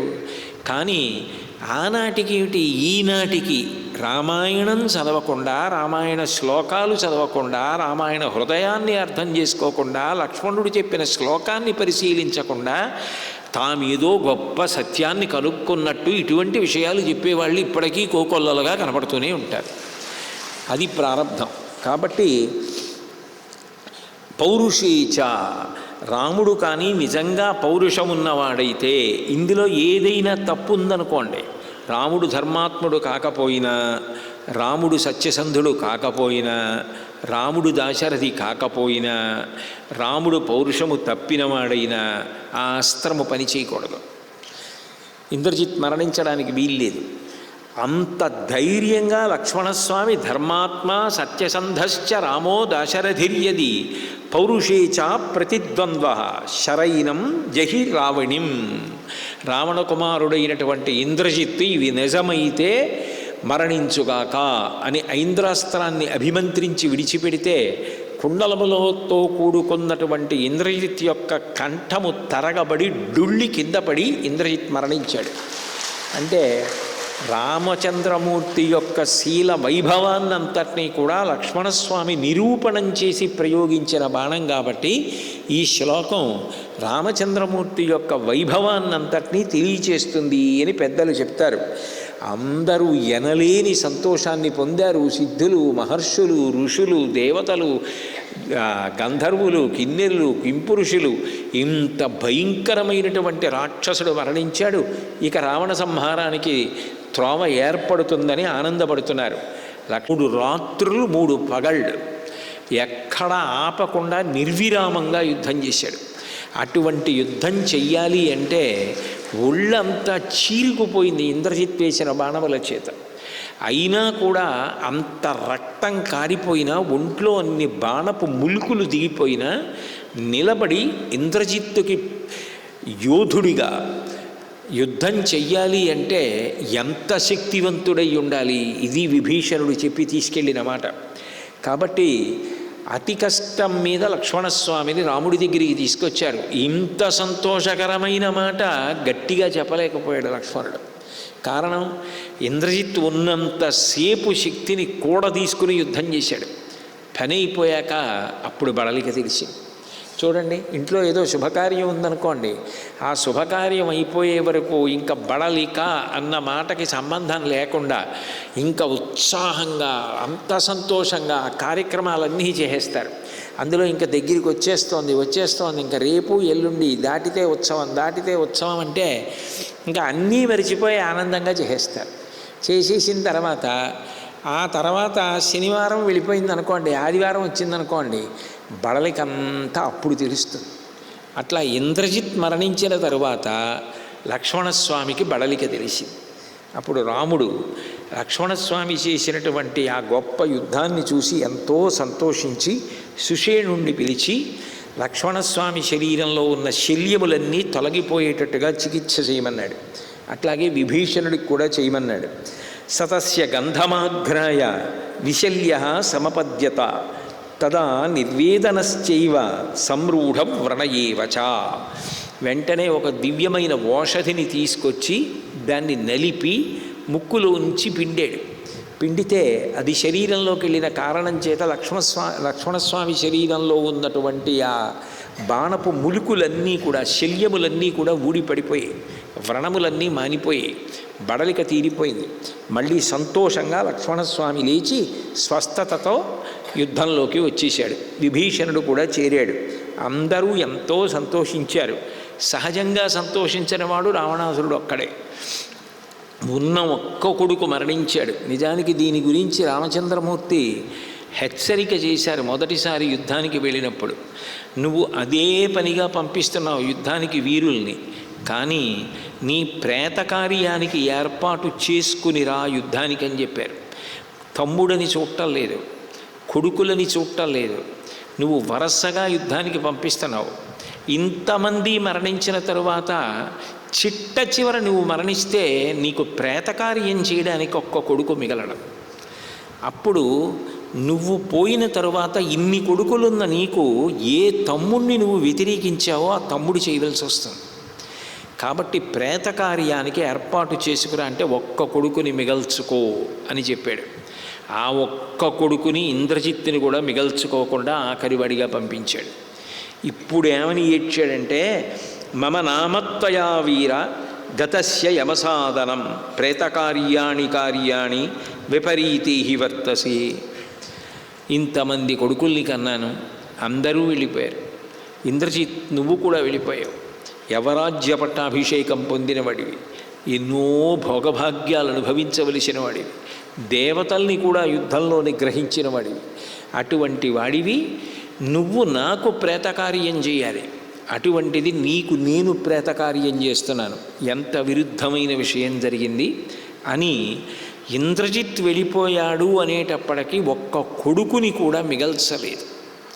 ఇప్పుడు పైకి అనరు, కానీ రాణివాసంలో ఉన్న స్త్రీలందరూ కూడా దేనికి ఏడుస్తారు? ఒక సరి అయిన కారణానికి యుద్ధం జరిగి చనిపోతే వీరమరణం పొందారు కొడుకులు, తండ్రికి బాసటగా నిలబడ్డారంటారు. ఇంతమంది రాణులుండగా ఒళ్ళు కొవ్వి కామంతో ఒక మహాపతివ్రతని ఎత్తుకొచ్చి కొడుకుల్ని యుద్ధానికి పంపించి బలిపెట్టినటువంటి భర్తని చూసి ఎదురుగుండా నిందించలేరేమో, కానీ ఆ రాణులకు మాత్రం ఏం సుహృద్భావన ఉంటుంది, ఎంత అసహ్యించుకుంటారు. ఇది కదూ సీతమ్మ చెప్పింది, ప్రమాదానికి వెడుతున్నావు, చిట్ట చివరికి నీ భార్యలే నిన్ను ద్వేషిస్తారు. చపలం చిలితేంద్రియం, మా భర్త చపలుడు, ఇంద్రియములు చిలించినవాడు, దాని కొరకు లంకనంతటిని పణంగా పెట్టాడంటారు. ఆ పరిస్థితి తెచ్చుకోకు అని చెప్పింది, అదే తెచ్చుకున్నాడు. ఇప్పుడు ఏడ్చి విపరీతమైనటువంటి కోపాన్ని పొందాడు. కోపం శేషేన పూరయేత్తని ఏదో ఒక కారణాన్ని వెతుక్కోవాలి. రాముణ్ణి ఎటు ఏమీ చేయలేడు. ఆయనకి చాలా తేలికగా అనిపించేది ఎవరంటే సీతమ్మ. ఈ సీతమ్మను అపహరించి తీసుకొచ్చాను, ఈమెని ఏ ప్రయోజనానికి తీసుకొచ్చానో ఆ ప్రయోజనము నెరవేరలేదు. సరికదా ఇంతమంది బలిపెట్టబడ్డారు. ఇంద్రజిత్ కూడా మరణించాడని ఆవివేశ మహాన్ కోప పుత్రవ్యసన సంభవ, ఆ పుత్రుడు మరణించాడనేటటువంటి విపరీతమైనటువంటి శోకంలోంచి వచ్చినటువంటి కోపము వలన ఆయన ఆ ఆ సీతమ్మని నేను సంహరిస్తాను అని చెప్పి ఆయన వెంటనే నిర్ణయం తీసుకొని అక్కడ ఉన్నటువంటి పరివారాన్నంతటినీ కూడా పిలిచి బ్రహ్మగారు నాకు యుద్ధం కోసమని అనుగ్రహించి ఇచ్చినటువంటి ధనస్సుంది, బాణముంది, కవచముంది, మీరు వెళ్ళి వాటినన్నింటినీ కూడా మంగళవాద్యాలతో పైకి తీయండి అని చెప్పి, నేను ఇప్పుడు సీతమ్మని వధించడానికి వెడుతున్నానని ఒక పెద్ద ఖడ్గాన్ని తీసుకొని అశోకవనానికి బయలుదేరి సీతమ్మ మీదకి దూసుకెళ్ళిపోతుంటే ఆ తల్లి చూసి బహుశా రాముడిని సంహరించి నా మీదకు వస్తున్నాడో, నన్ను సంహరించడానికే వస్తున్నాడో అని ఆమె చాలా బాధపడిపోతూ కౌసల్యని, సుమిత్రని, కైకమ్మని అందరినీ తలుచుకుని శోకించి మనసులో డగ్గుత్తుకుని పొంది ఉన్నటువంటి సమయంలో ఎవరో ఒకరు అడ్డు పడకపోతే ధర్మం అన్న మాటకు అర్థమై ఉంది, ఎట్లా నడుస్తుంది కదా. అప్పటి వరకు అందరూ భయపడిపోతుంటే రాముని యొక్క కోపాన్ని చూసి సుపార్ష్యుడు అని ఒక వృద్ధ మంత్రి మాట్లాడడానికి సిద్ధపడుతుంటే మిగిలిన వాళ్ళు సంజ్ఞ చేశారు, వద్దు వద్దు మాట్లాడవద్దు, ఇప్పుడు చాలా కోపంగా ఉన్నాడు, మాట్లాడవద్దు అని సంజ్ఞ చేసినప్పటికీ కూడా పట్టించుకోకుండా ఆ సుపార్ష్యుడు ధైర్యంతో రావణాసురుడితో మాట్లాడు. కథన్నామ దశగ్రీవ సాక్షాత్ వైశ్రవణానుజ హంతుమిచ్చసి వైదేహీం క్రోధాత్ ధర్మం అపాస్యచ. రావణ, నువ్వు ఈ సీతమ్మని చంపడం అనేటటువంటిది ఏ కోణంలో ఆలోచించినా సమంజసంగా కనిపట్టలా. నువ్వు సాక్షాత్ వైశ్రవణానుజ, కుబేరుడికి తమ్ముడివి. క్రోధంలో నువ్వే ధర్మాన్ని వదిలేస్తే ఇక ధర్మమన్న మాటకు అర్థమై ఉంది. ఎంత చదువుకున్నావు? ఇంత చదువుకున్నవాడిని ఒక స్త్రీని చంపేస్తావా? నీ కొడుకుని చంపినవాడు లక్ష్మణుడు. ఆ చంపిన లక్ష్మణుడు బాగానే ఉన్నాడు. చచ్చిపోవడానికి కారణమైన వాళ్ళు హనుమంతుడు, ఆ పైన విభీషణుడు, వాళ్ళు బాగానే ఉన్నారు. వాళ్ళ అన్నగారు రాముడు యుద్ధానికి వచ్చిన ఆయన బాగానే ఉన్నాడు. ఆయనకి సాయం చేసిన సుగ్రీవుడు బాగానే ఉన్నాడు. మధ్యలో నీకు ఏమీ చెయ్యకుండా నువ్వు తీసుకొచ్చి బంధిస్తే బంధీకృతురాలై శంశుపావృక్షం కింద కూర్చున్న సీతమ్మ నీకు అదార్హురాలిగా కనపడిందా? ఈ అక్కసు తీసుకెళ్ళి ఒక స్త్రీని చంపేస్తావా? అప్పుడు లోకంలో ఏమని చెప్పుకుంటారు నీ గురించి? ఇంకా నీకు అపకీర్తి పెరిగిపోదా? ఎందుకు చేస్తావు ఈ పని? వేద విద్యావ్రత స్నాత స్వకర్మ నిరతస్తథా స్త్రియ కస్మాత్ వధం వీర మన్యసే రాక్షసేశ్వర. నువ్వు వేద విద్యనంతటినీ అభ్యసించావు, స్నాతక వ్రతం చేసుకున్నావు, గృహస్థాశ్రమ స్వీకారం చేశావు, గృహస్థుగా నువ్వు నిర్వర్తించవలసినటువంటి ధర్మాన్నంతటినీ కూడా నిర్వహిస్తున్నావు. అటువంటి వాడివి నిష్కారణంగా తగినంత కారణం చూపించకుండా ఆమె ప్రత్యక్షంగా వీళ్ళ మరణానికి కారణం కానప్పుడు ఆమెను వధించడం ఏ రకంగా ధర్మం అవుతుంది? మైథిలీం రూపసంపన్నాం ప్రత్యవేక్షస్వపార్థివ తస్మిన్నేవ సహాస్మాభిః ఆహవే క్రోధముత్సృజ. ఆమెను ఏమైనా చేస్తే నీ కీర్తి పోయిన తరువాత నువ్వు ఉన్నా ఒకటే, లేకపోయినా ఒకటే. కాబట్టి నీ కోపం తీర్చుకోవడానికి మార్గం ఉంది. మేమందరం కలిసి నీతో వస్తాం, యుద్ధానికి రా, మనందరం కలిసి యుద్ధానికి బయలుదేరదాం. ఎవరు ఇంద్రజిత్తుని చంపేశాడో, ఎవరు ఇంతమంది రాక్షసుల మరణానికి కారణమయ్యున్నాడో ఆయనని మనం నిగ్రహించగలిగితే ఆ రామలక్ష్మణుల్ని, ఆ హనుమని, ఆ సుగ్రీవుణ్ణి, ఆ విభీషణుణ్ణి మనం సంహరించగలిగితే మన పౌరుష ప్రతాపాలకి కీర్తి. కాబట్టి మనం వెడదాం. ఈరోజు కృష్ణపక్ష చతుర్దశి, యుద్ధానికి తగిన ఏర్పాట్లు చేసుకొని అమావాస్య నాడు యుద్ధానికి బయలుదేరదాం, అమావాస్య నాడు విజయాన్ని సాధిద్దాం అని చెప్తే ఖడ్గదారి అయినటువంటి రావణాసురుడు ఆ సుపార్ష్యుడు చెప్పినటువంటి మాటల చేత ప్రీతి పొంది ఆయన హృదయం మారడం, ఒకళ్ళు చెప్తే వినడం అంటే అది దైవం వల్ల జరగాలి తప్ప ఆమె మాయామానుష స్వరూపిణి. ఆ తల్లిని కాదని ఎవడు ఏది చెయ్యగలడు? శివుడు ఎప్పుడూ చెప్పాడు, ఆ విషయం ప్రస్తావనకు వస్తుంది. మహామాయా విశ్వం భ్రమయసి పరబ్రహ్మ మహిషి ఆ తల్లి. కాబట్టి ఆయన వెనక్కి వెళ్ళిపోయాడు. ఆ తర్వాత అనేక మంది రాక్షసుల్ని యుద్ధానికి పంపించాడు. పంపిస్తే రామచంద్రమూర్తి ఆ రోజు చేసినటువంటి యుద్ధం అనితర సాధ్యమైనటువంటి యుద్ధం చేశాడు. చేసి శరీరాలుట, రాక్షసుల యొక్క శరీరాలు రక్త ప్రవాహంలో పైకి తేలి కొట్టుకుపోయేట. ఏదో నదులలో చెట్లు అవి కొట్టుకుపోతాయే అట్లా రక్తము నదిలా ప్రవహిస్తే అందులో రాక్షసుల యొక్క శరీరములు తేలియాడుతూ సముద్రంలోకి కొట్టుకుపోయాయి. అంటే అంత గొప్ప యుద్ధం చేశాడు. చిన్నం భిన్నం శరై దగ్ధం ప్రభిన్నం శస్త్రపీడితం బలం రామేణ దదృశు నరామం శీఘ్రకారిణం. బాణాలతో ఛేదించి చంపేశాడు. బద్దల కొట్టేశాడు శరీరాల్ని.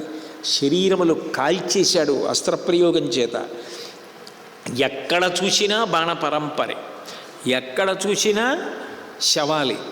అసలు ఎప్పుడు రాముడు బాణం తీశాడో, ఎప్పుడు సంధించాడో, ఎప్పుడు విడిచిపెట్టాడో కనిపించినటువంటి మాట లేదు. అన్ని చోట్ల వేల మంది రాములు కనపడ్డారు. కనపడినదంతా యుద్ధభూమిలో బాణములు ఒక్కటే. బాణములు పడిపోయిన వాళ్ళు తప్ప. రాముడన్నవాడు ఒక మేఘంలాగా, మేఘంలోంచి జడివాన పడిపోతే ఎలా ఉంటుందో రాముడి నుంచి బాణములు అలా వినిర్ముక్తమయ్యాయి.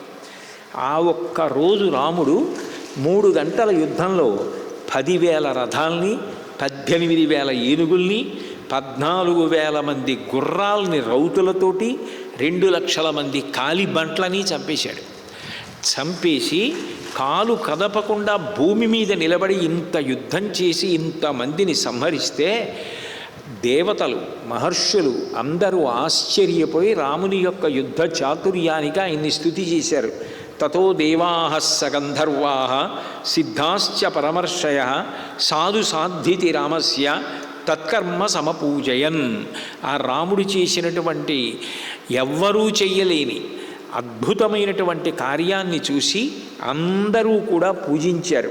అప్పుడు రాముడు సుగ్రీవుడు, విభీషణుడు, హనుమ, జాంబవంతుడు, మైందుడు, ద్వివిధుడు మొదలైన వాళ్ళని పిలిచి వాళ్లతో తన యుద్ధం గురించి చెప్పి ఇట్లా చెయ్యగలిగిన వాడు ఎవ్వరూ లేడు అని మాట్లాడుతుంటే వాళ్ళు ఆయన ఒక మాట అన్నాడు. ఏతదస్త్రబలం దివ్యం మమవా త్రయంబకస్యవా. లోకంలో ఇట్లా యుద్ధం చేసేవాళ్ళు 2 ఉన్నారు, నేను శివుడు, మేమిద్దరం చేస్తామన్నాడు. శివుడు ఒకడు, కేశవుడు ఒకడు అనుకునే వాళ్ళకి రాముడు జవాబు చెప్పాడు. 2 సమానం. నిజానికి బింబ ప్రతిబింబాలు 2గా కనబడే ఒక్కటి అది. కాబట్టి నేను చేస్తాను ఇటువంటి యుద్ధం, త్రయంబకుడు 3 కందులున్నటువంటి పరమశివుడు చేస్తాడు అని చెప్పాడు. రాక్షస స్త్రీలందరూ కూడా లంకలో ఆ రోజున గుండెలు బాదుకుని ఏడ్చారు. ఈ శూర్పణక వృద్ధురాలు, వికృతమైన శరీరం కలిగింది. ఈమెకి అంత సుందరుడైనటువంటి రాముడు భర్తగా కావలసి వచ్చాడా? ఈమె వలన 14,000 మంది జనస్థానంలో తెగటారిపోయారు. కరుడు, దూషణుడు, త్రిశిరస్సుడు, కదంబుడు, కబంధుడు, వాలి వీళ్ళందరూ మరణించారు. సుగ్రీవుడికి రాజ్యం ఇప్పించబడింది. ఇంతమంది మరణించారు. రావణాసురుడికి రాముడి యొక్క శక్తి తెలియరాలేదు. ఏం ఆశ్చర్యం! అన్నిటిని మించి కొడుకు ఇంద్రజిత్ చచ్చిపోయాడు. ఇప్పటికైనా రావణుడికి బుద్ధి రావాలి కదా, రావట్లేదు. ఒకప్పుడు శివుడు దేవతలందరూ వెళ్ళి రావణాసురుని యొక్క ఆగడముల గురించి చెప్పి బాధపడుతుంటే ఒక మాట అన్నాడు. ఉత్పత్స్యతి హితార్థంవో నారీ రక్షః క్షయావహ. ఆమె తనంత తాను తనని సృజించుకుంటుంది. ఒక స్త్రీ వస్తుంది, ఆమె వలన రావణాసురుడు, లంక, రాక్షసులు అందరూ నశించిపోతారన్నాడు ఆ రోజున. అందుకే ఆమె అయోనిజ. అధమే కృషత క్షేత్రం లాంగలాదుద్ధితామయ క్షేత్రం శోధయతా లబ్ధ్వా నామ్నా సీతేతి విశ్రుత అంటారు మహర్షి. ఆ జనక చక్రవర్తి భూమిని దున్నుతున్నప్పుడు ఆమె తనంత తానుగా భూమి నుండి పైకి లేచింది. కాబట్టి ఆ శివుడు పేర్కొన్నటువంటి స్త్రీ ఎవరో కాదు, సీతయే. ఆమె భక్షయిష్యతి నహ సీత రాక్షసగ్ని సరావణాన్. కాబట్టి ఆమె ఈ రాక్షసులందరినీ చంపేస్తుంది, మననీ చంపేస్తుంది.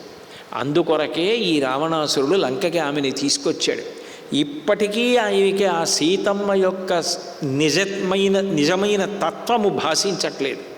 దానివలన ఇంతమందిని బలిపెడుతున్నాడని ఆ రాక్షస స్త్రీలందరూ బాధపడ్డారు. ఇక పంపడానికి తగిన యోధులు లేరు. కాబట్టి రావణాసురుడే యుద్ధానికి బయలుదేరినప్పుడు అనేకమైనటువంటి దుశ్శకునములు కనపడ్డాయి.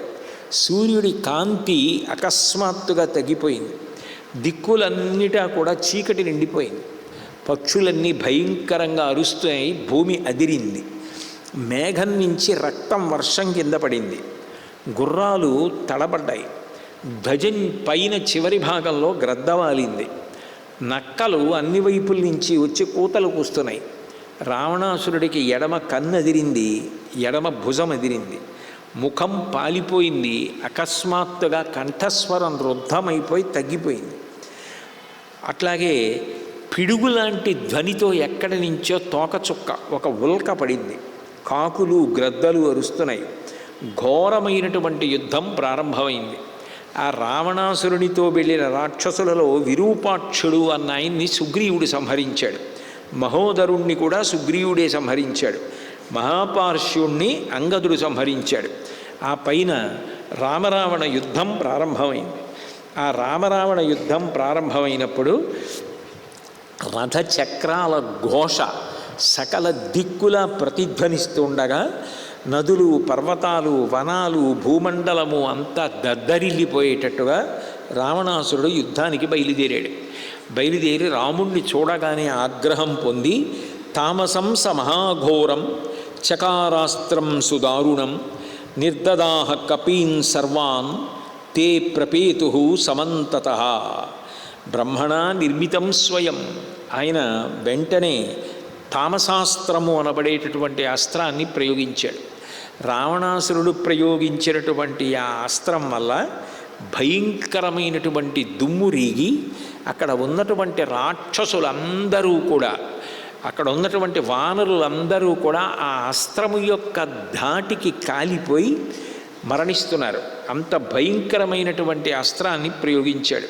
అప్పుడు రాముడు, లక్ష్మణుడు చూసి అనేకమైన బాణములను ప్రయోగించి తన వైపుకి వస్తున్నటువంటి బాణాల్ని, ఆయన ప్రయోగించినటువంటి అస్త్రాన్ని నిర్వీర్యం చేశారు.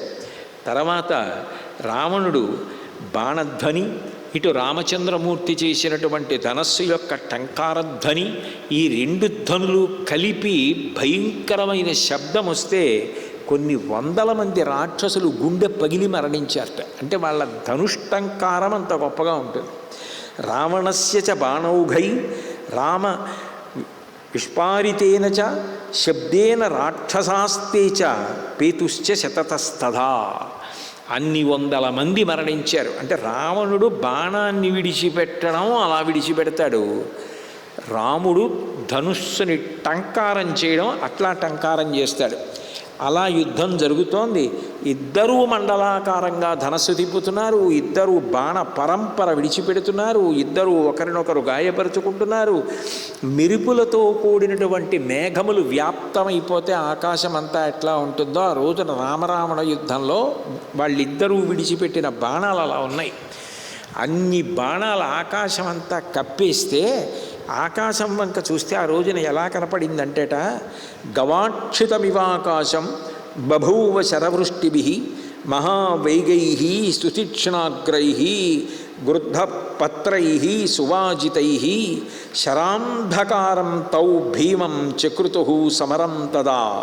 వాళ్ళిద్దరూ ప్రయోగించినటువంటి బాణాలు నిలువుగా అడ్డంగా ఆకాశం అంతా కప్పేస్తే అకస్మాత్తుగా ఎవరో ఆకాశానికి అంతటికీ కిటికీలు పెడితే ఎలా ఉంటుందో బాణాలు అలా ఏర్పడ్డాయిట. అన్ని బాణములు ప్రయోగించారు. ఇద్దరూ గొప్పవారే.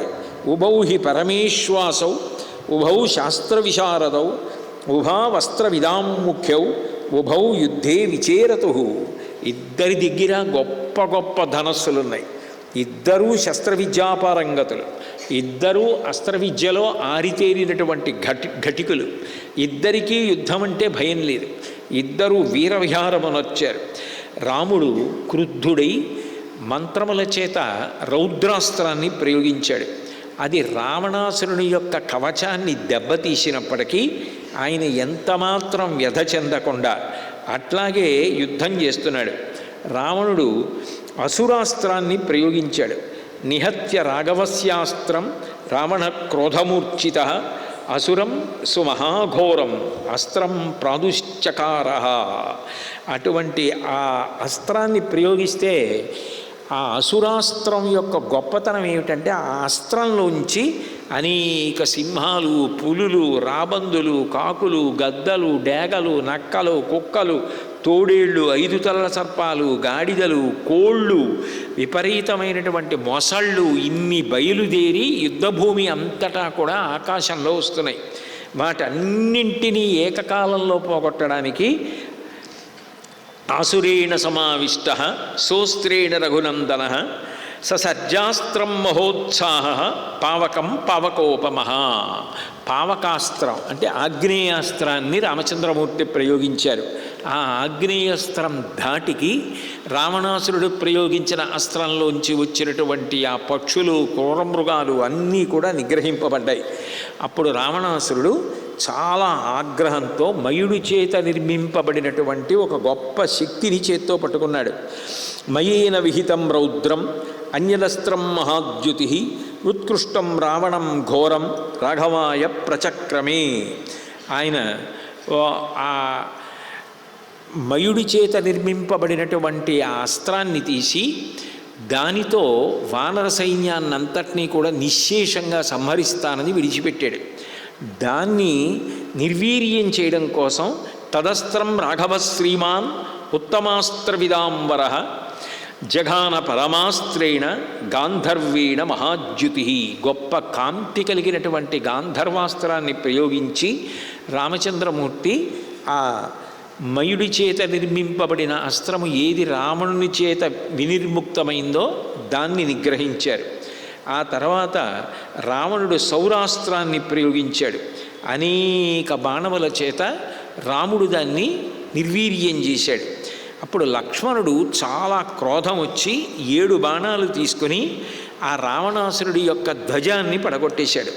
సారథిని సంహరించాడు. అట్లాగే ఆ రావణాసురుడు పట్టుకున్నటువంటి ధనస్సుని ఛేదించాడు. ఆ ఛేదించడంలో రావణాసురుడికి ఎక్కడ లేని కోపం వచ్చింది. ఈలోగా తమ్ముడైనటువంటి విభీషణుడు ఆకాశంలోకి ఎగిరి పైనుంచి దూకుతూ అరిచేతితో చరిచి రావణాసురుడి యొక్క గుర్రములను సంహరించాడు. ఆ తమ్ముడి మీద కోపం వచ్చింది.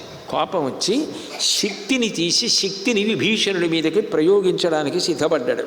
తతశక్తిం మహాశక్తి దీప్తాం దీప్తాశనీమివ విభీషణాయ చిక్షేప రాక్షసేంద్ర ప్రతాపవాన్. నేను విభీషణుడిని సంహరిస్తానని ఆ శక్తిని విడిచిపెట్టాడు. ఆ విడిచిపెట్టినప్పుడు వెంటనే అది విభీషణుడి మీద పడకముందే లక్ష్మణస్వామి 3 బాణాలు ప్రయోగించి దాన్ని ముక్కలైపోయేటట్టుగా చేశారు. అప్పుడు ఒక పక్క లక్ష్మణుడు బాణప్రయోగం చేస్తుంటే రావణాసురుడికి కోపం వచ్చి నేను ఒక పక్క నా తమ్ముడైన విభీషణుడు నా గుర్రాల్ని చంపాడని శక్తిని ప్రయోగిద్దామని నేను ప్రయత్నం చేస్తే నువ్వు దాన్ని నిగ్రహించావని లక్ష్మణ నిన్ను నేను సంహరిస్తానని తత సంభావితతరాం కాలేనపి దురాసదాం జగ్రాహ విపులాం శక్తిం దీప్యమానాం స్వతేజసా. ఒక పెద్ద శక్తి అంటే ఆయన దగ్గర ఉన్నటువంటి అటువంటి అస్త్రశక్తి కలిగినటువంటి ఆ ఆయుధాన్ని పట్టుకొని దాన్ని విడిచిపెట్టాడు. ఆ లక్ష్మణుడి మీద విడిచిపెడితే అది బయలుదేరి వచ్చి ఏషాతే హృదయం భిత్వా శక్తిర్లోహితలక్షణ మద్బాహు పరిఘోష్కృష్ట ప్రాణాన్ ఆదాయ యాస్యతి. నేను విడిచిపెట్టినటువంటి ఈ శక్తి ఏదుందో అది నెత్తుటి మరకలతో ఉంది.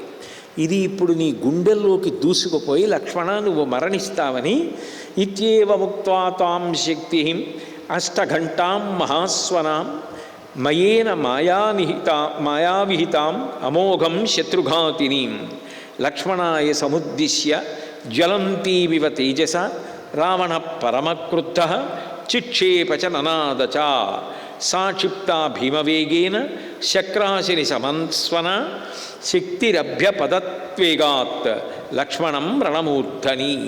8 గంటలు కట్టబడి పెద్ద చప్పుడు చేస్తున్నటువంటి ఆ శక్తి అన్న ఆయుధాన్ని అభిమంత్రించి లక్ష్మణుడి మీదకి విడిచిపెట్టాడు. అది తీవ్రమైన వేగంతో వచ్చి లక్ష్మణస్వామి వారి యొక్క గుండెల్లోకి దూసుకుపోవడానికి సిద్ధపడింది.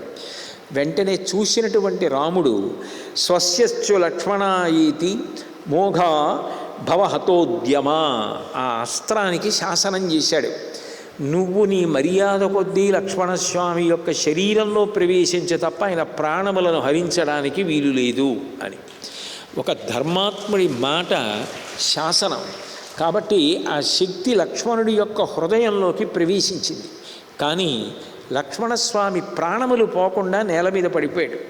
పడిపోయి ఉన్న సమయంలో దాన్ని పైకి తీయాలని సుగ్రీవుడు హనుమ మొదలైన వారు ప్రయత్నించినా అది తీయడం సాధ్యం కాలేదు.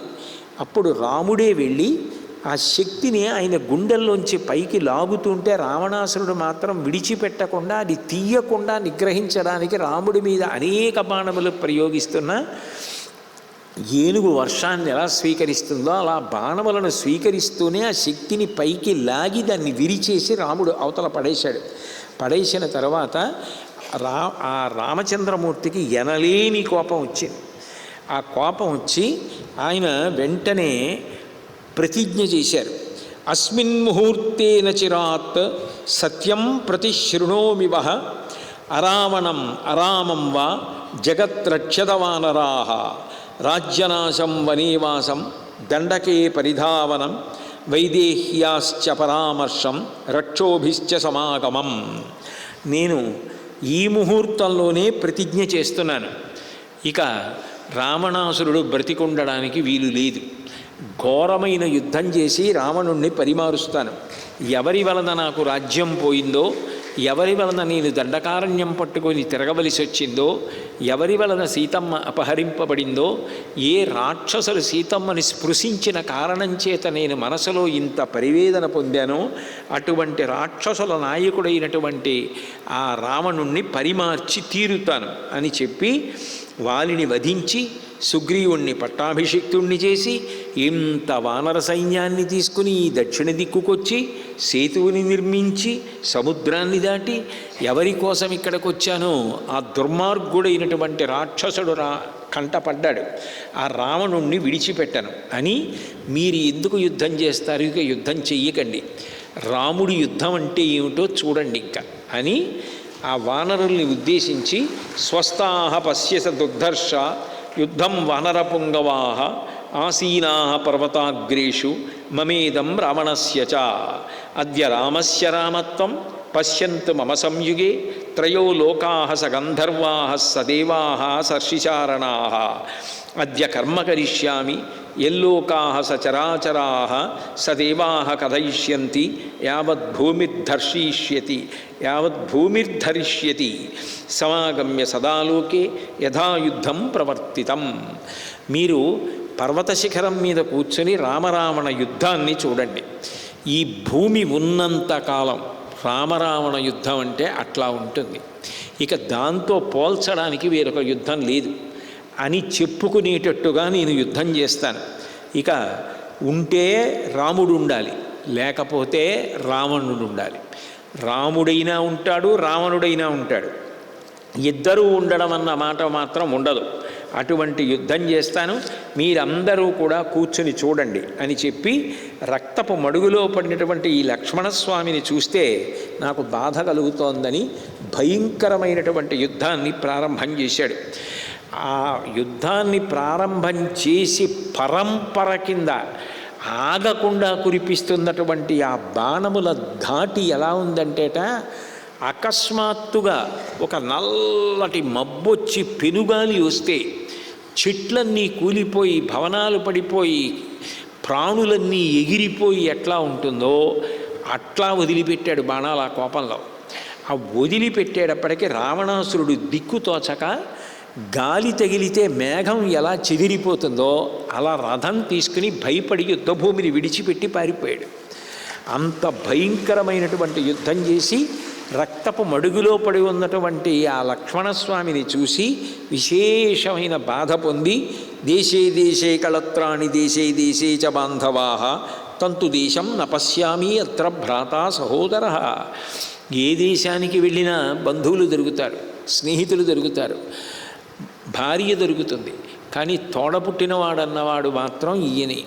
అటువంటి లక్ష్మణుడే మరణించిన తరువాత నాకు ఇక ఉపయోగం ఏముంది, తిరిగి అయోధ్యకు వెళ్ళిన తర్వాత నేను సుమిత్ర ముఖం ఎట్లా చూడను, కౌసల్య ముఖం ఎట్లా చూడను అని బాధపడుతుంటే సుషేనుడు ఆయన మరణించలేదు, బ్రతికే ఉన్నాడు, ముఖంలో కాంతి పోలేదు, కాకపోతే మళ్ళీ మృత సంజీవని, విశల్యకరణి, సవర్ణకరణి, సంధానకరణి అన్న 4 ఓషధులు తీసుకురావాలని చెప్తే ఉత్తర క్షణం మళ్ళీ హనుమ ఇక్కడ నుంచి బయలుదేరి ఆ హిమవత్ పర్వతం దగ్గరికి వెళ్ళి హిమవత్ పర్వతానికి వృషభ పర్వతానికి మధ్యలో ఉన్న ఓషధీ పర్వతం దగ్గరికి వెళ్ళి ఓషధుల్ని గుర్తుపట్టలేక పర్వతాన్నంతటినీ పెళ్ళగించి మళ్ళీ అంత వేగంగానూ యుద్ధభూమికి తీసుకొస్తే సుషేనుడు ఆ ఓషధులు తీసుకెళ్ళి లక్ష్మణుడి యొక్క ముక్కులో పిండగానే ఆయన మళ్ళీ స్వస్థత పొంది లేచి నిలబడ్డాడు.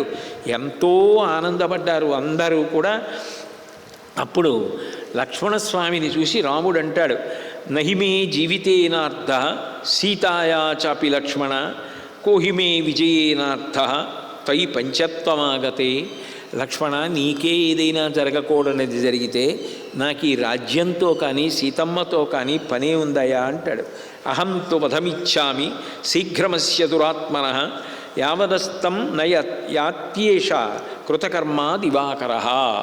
అన్నయ్య, నేను స్వస్థత పొందాను, నేను కోరుకునేది ఒక్కటే, సూర్యాస్తమయమయ్యే లోపల నువ్వు మాత్రం రావణాసురుణ్ణి సంహరించాలి. అట్లా రావణాసురుణ్ణి సంహరించి ఇప్పుడు నువ్వు ఏ కోపాన్ని ప్రదర్శించావో, ఏ ప్రతిజ్ఞ చేశావో దాన్ని నిలబెట్టుకోవడానికి అకుంఠిత దీక్షతో ప్రయత్నం చేస్తే నేను సంతోషిస్తానన్నాడు. వెంటనే తప్పకుండా అట్లా యుద్ధం చేస్తానని రాముడు అన్నాడు. రావణాసురుడు సేదదీరి మళ్ళీ యుద్ధానికి వచ్చాడు.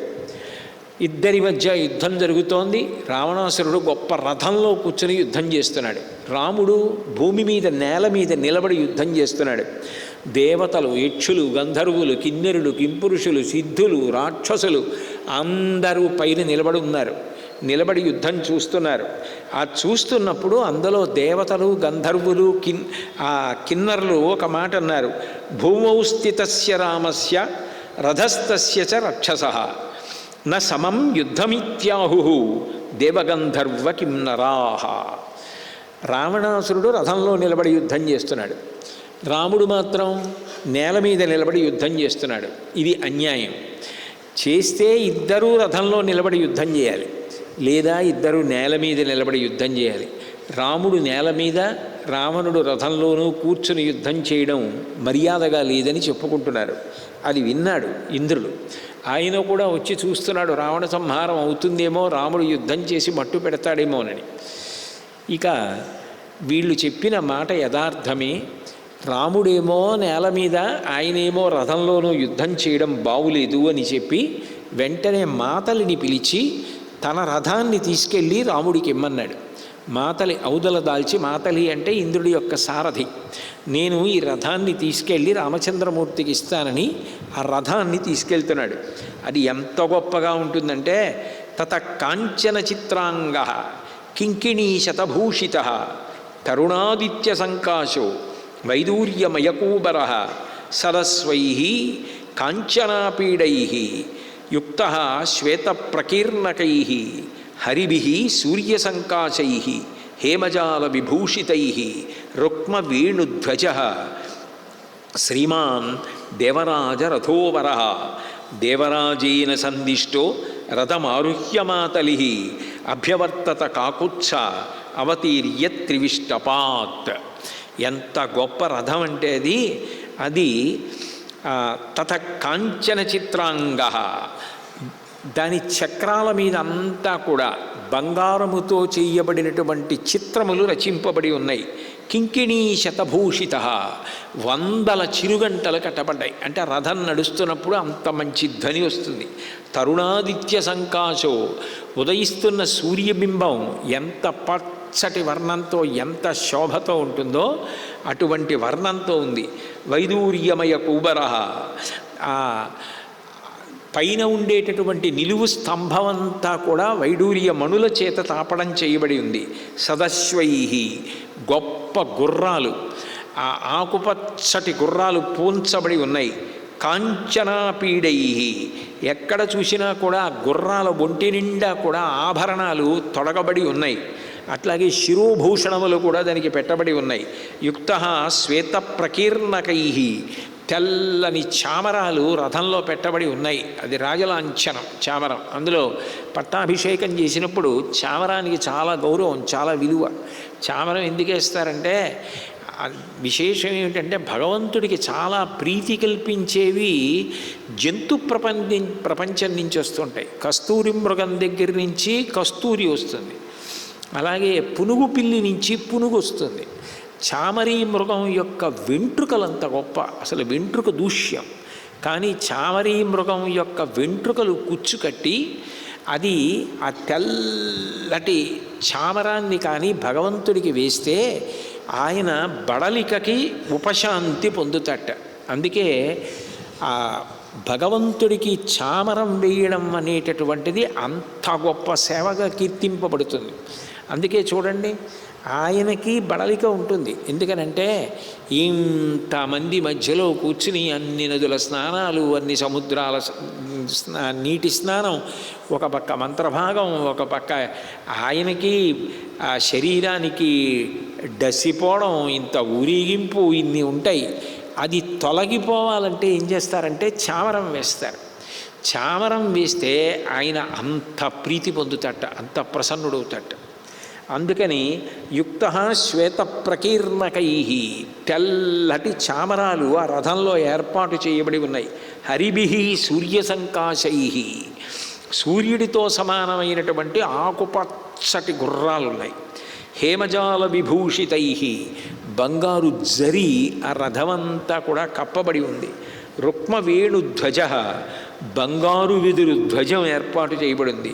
శ్రీమాన్ దేవరాజ రథోవర, గొప్ప శోభతో కూడుకున్నటువంటి ఆ ఇంద్రుడి రథం.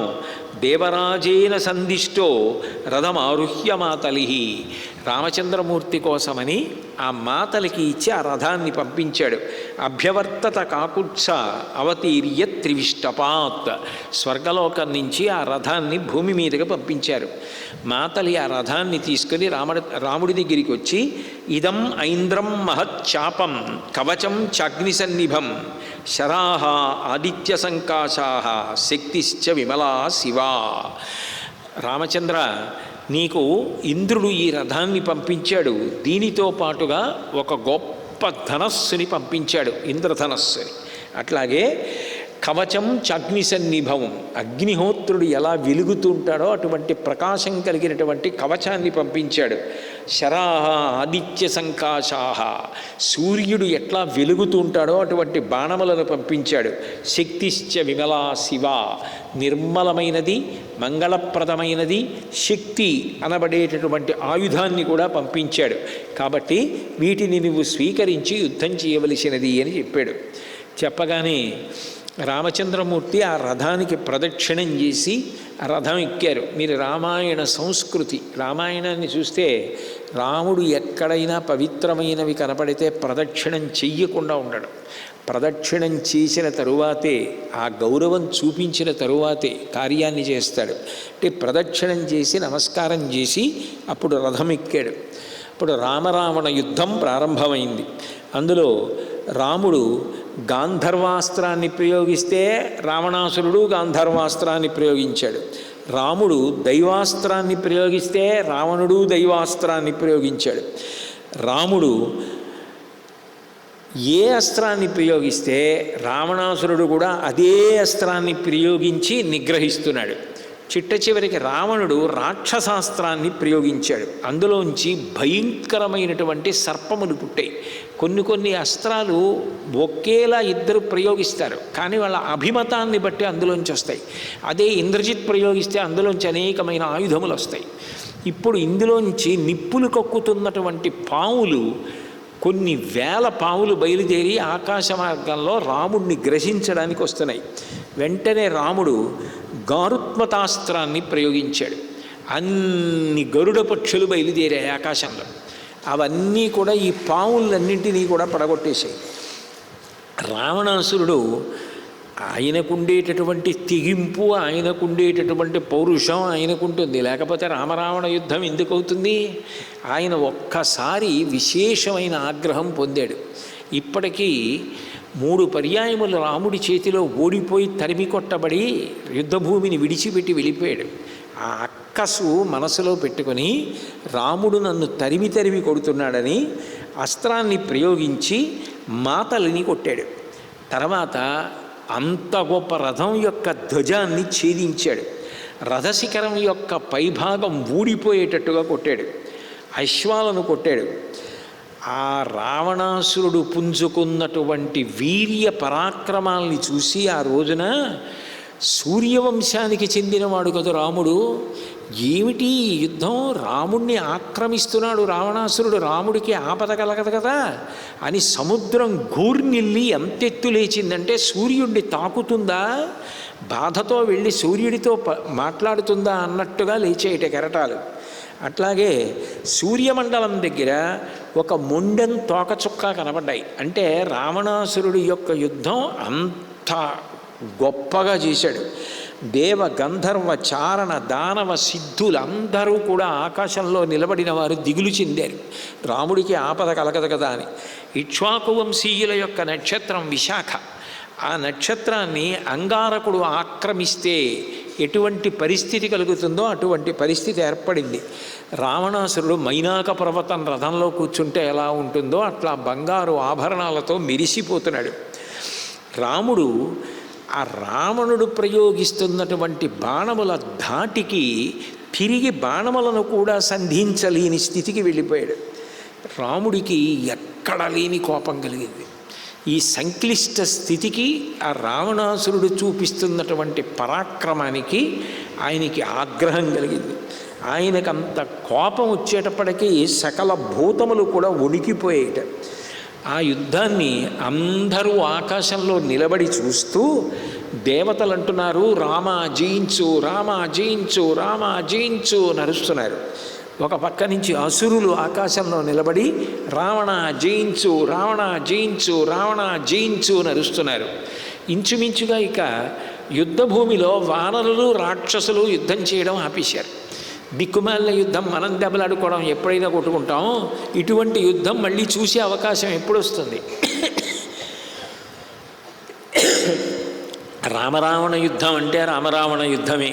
కాబట్టి కాసేపు ఈ యుద్ధం చూద్దామని వాళ్ళు యుద్ధం చెయ్యడం మానేసి అందరూ కూడా ఆకాశంలోనూ పర్వత శిఖరాల మీద నిలబడి ఆ యుద్ధాన్ని చూస్తున్నారట. అలా జరుగుతుండగా రావణుని యొక్క గుర్రాల్ని రామచంద్రమూర్తి బాణములు వేసి కొట్టారు. ఆ తర్వాత వికసించినటువంటి అశోక వృక్షం ఎలా ఉంటుందో పువ్వులతో, అలా రావణుని యొక్క శరీరం అంతా బాణముల చేత డొళ్ళగొట్టేశారు. అందులోంచి నిత్తురు ఏర్లు కారినట్లుగా కారిపోతోంది. రావణాసురుడు బాగా అలిసిపోయాడు. ఆ శక్తి ఇక కూడా తీసుకోలేకపోయాడు, కూడా తీసుకుని యుద్ధం చేయలేకపోయాడు. అస్త్రములు స్ఫురించడం ఆగిపోయింది, ఉత్సాహం అంతా తరిగిపోయింది. అటు రాముడికి శక్తి ఒక్కసారి పెరిగిపోయింది, అస్త్రములన్నీ స్ఫురణకు వచ్చాయి, ఉత్సాహం పెళ్ళుబుకింది ఆయనలో. యుద్ధం అన్న తర్వాత మారుతూ ఉంటుంది అటు ఇటు. రావణాసురుడు కూడా అంత గొప్ప యుద్ధం చేయకపోతే రామరావణ యుద్ధం ఎందుకు అవుతుంది? దాని గురించి ఇంత గొప్పగా చెప్పుకోవాల్సిన అవసరం ఏముంటుంది? రావణాసురుడు కూడా అంత గొప్పగా యుద్ధం చేస్తాడు ఒక్కొక్కప్పుడు. ఇప్పుడు రాముడు పుంజుకుని రావణాసురుని యొక్క హృదయం తిరిగిపోయేటట్టుగా, ఇక మళ్ళీ ప్రతిక్రియ చెయ్యడానికి అవకాశం లేని రీతిలో బాణ వర్షాన్ని కురిపించేశాడు. ఇక ఎన్ని బాణములంటే ఇక ఆ చేతి వేళ్లతోటి వెనక్కి తిప్పి బాణం తీయడం కానీ, అసలు వింటినారికి తొడగడానికి కానీ, ఆ బాణాలలో రాముణ్ణి చూడడానికి కానీ, సంధించి విడిచిపెట్టడానికి కానీ ఇక రావణుడికి అవకాశం లేదు. నిరుత్సాహపడిపోయాడు. అంత స్థితిలో బాణముల చేత రాముడు రావణుణ్ణి కప్పేస్తుంటే ఆ సారథి చూసి వెంటనే రథాన్ని మరల్చి రావణుడు ఓడిపోయినట్టే, ఇంకా ఇక్కడ ఉంటే నిష్కారణంగా మరణిస్తాడని ఆ రథాన్ని తీసుకొని దూరంగా వెళ్ళిపోయి యుద్ధభూమికి చాలా దూరంగా తీసుకెళ్ళి నిలబెట్టాడు. రావణాసురుడు సారథితో చాలా కోపంతో, నేను అసమర్థుడని అనుకున్నావా, పౌరుషహీనుణ్ణి అనుకున్నావా, పరాక్రమరహితుణ్ణి అనుకున్నావా, సామాన్యమైనటువంటి వ్యక్తిని అనుకున్నావా, తేజస్సు లేనివాడిని అనుకున్నావా, మాయాశక్తులు కోల్పోయిన వాడిని అనుకున్నావా, అస్త్రములు విడిచిపెట్టేశాను అనుకున్నావా, నాకు ఎంత అవమానం. అంత గొప్ప యుద్ధం నేను ముందు చేశాను, తర్వాత రాముడు పుంజుకుని అంత గొప్ప యుద్ధం చేశాడు. నువ్వు అకస్మాత్తుగా రథాన్ని తీసుకొని యుద్ధభూమిలోంచి బయటికి వచ్చేసావు. ఇప్పుడు నేను తట్టుకోలేక వచ్చేసాను అనే కదా దాని అర్థం. నువ్వు ఎందుకు అలా చేశావు, ఎందుకు స్వతంత్రంగా ప్రవర్తించావు, రథం ఎందుకు తిప్పేశావు అని అడిగాడు.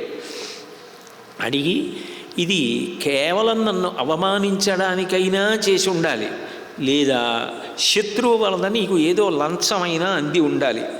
నేనేమైనా నీచపురుషుళ్ళ నీకు కనపడుతున్నానా, ఎందుకు రథాన్ని తిప్పావని బాగా ధిక్కరించి ఆ సారథిని భయపెట్టి అడిగాడు.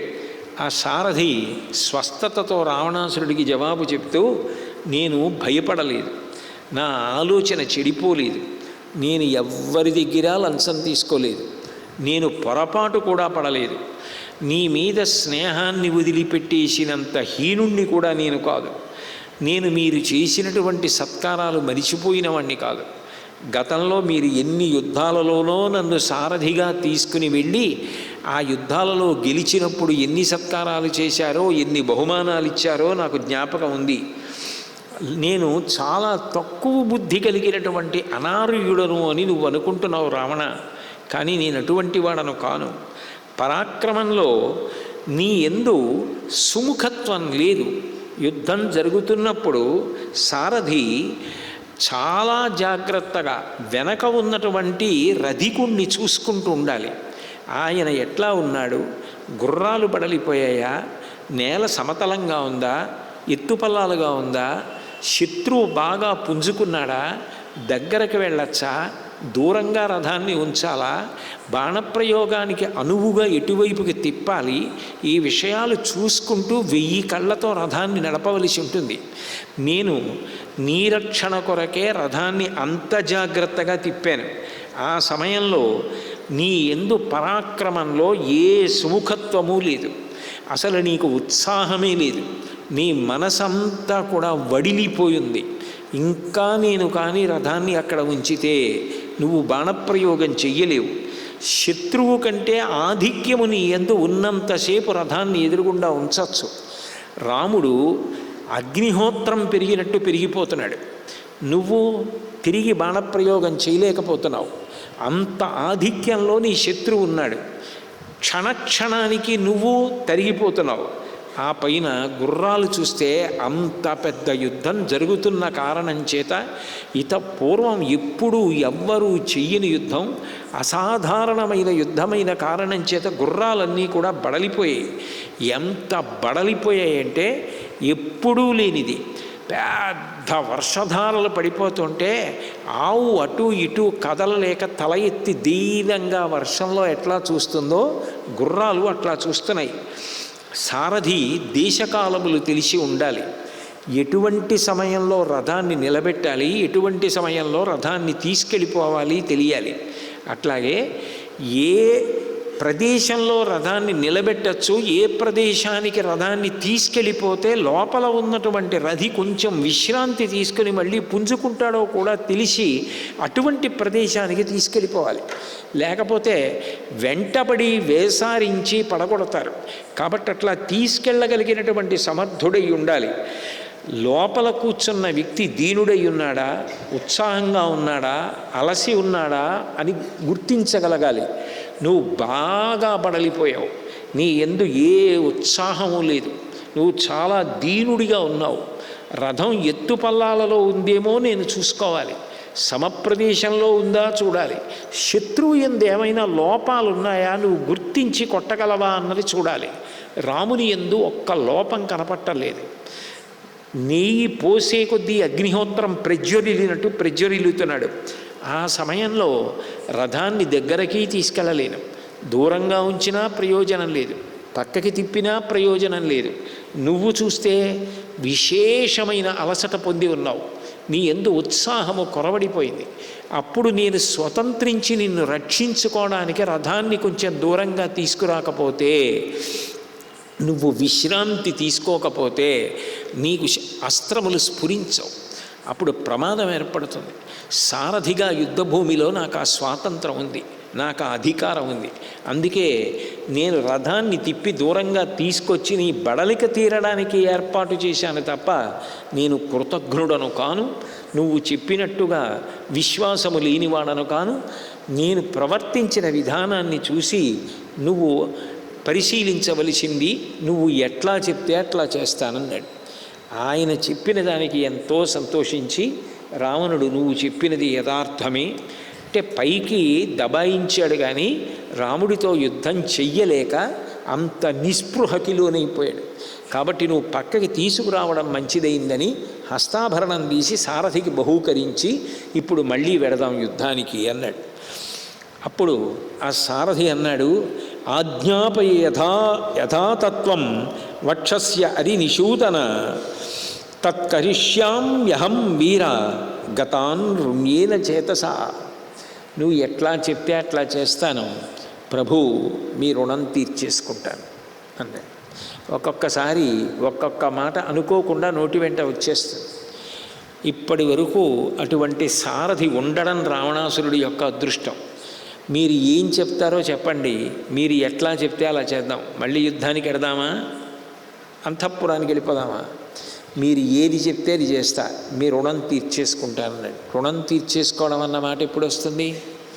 ఇక మళ్ళీ మిమ్మల్ని నేను యుద్ధానికి తీసుకెళ్ళక్కర్లేదు, మీరు అక్కర్లేదు, నేను అక్కర్లేదు అన్నట్లుగా మాట్లాడి చెప్తే రావణుడు యుద్ధభూమిలోకి రథాన్ని పోని అన్నాడు.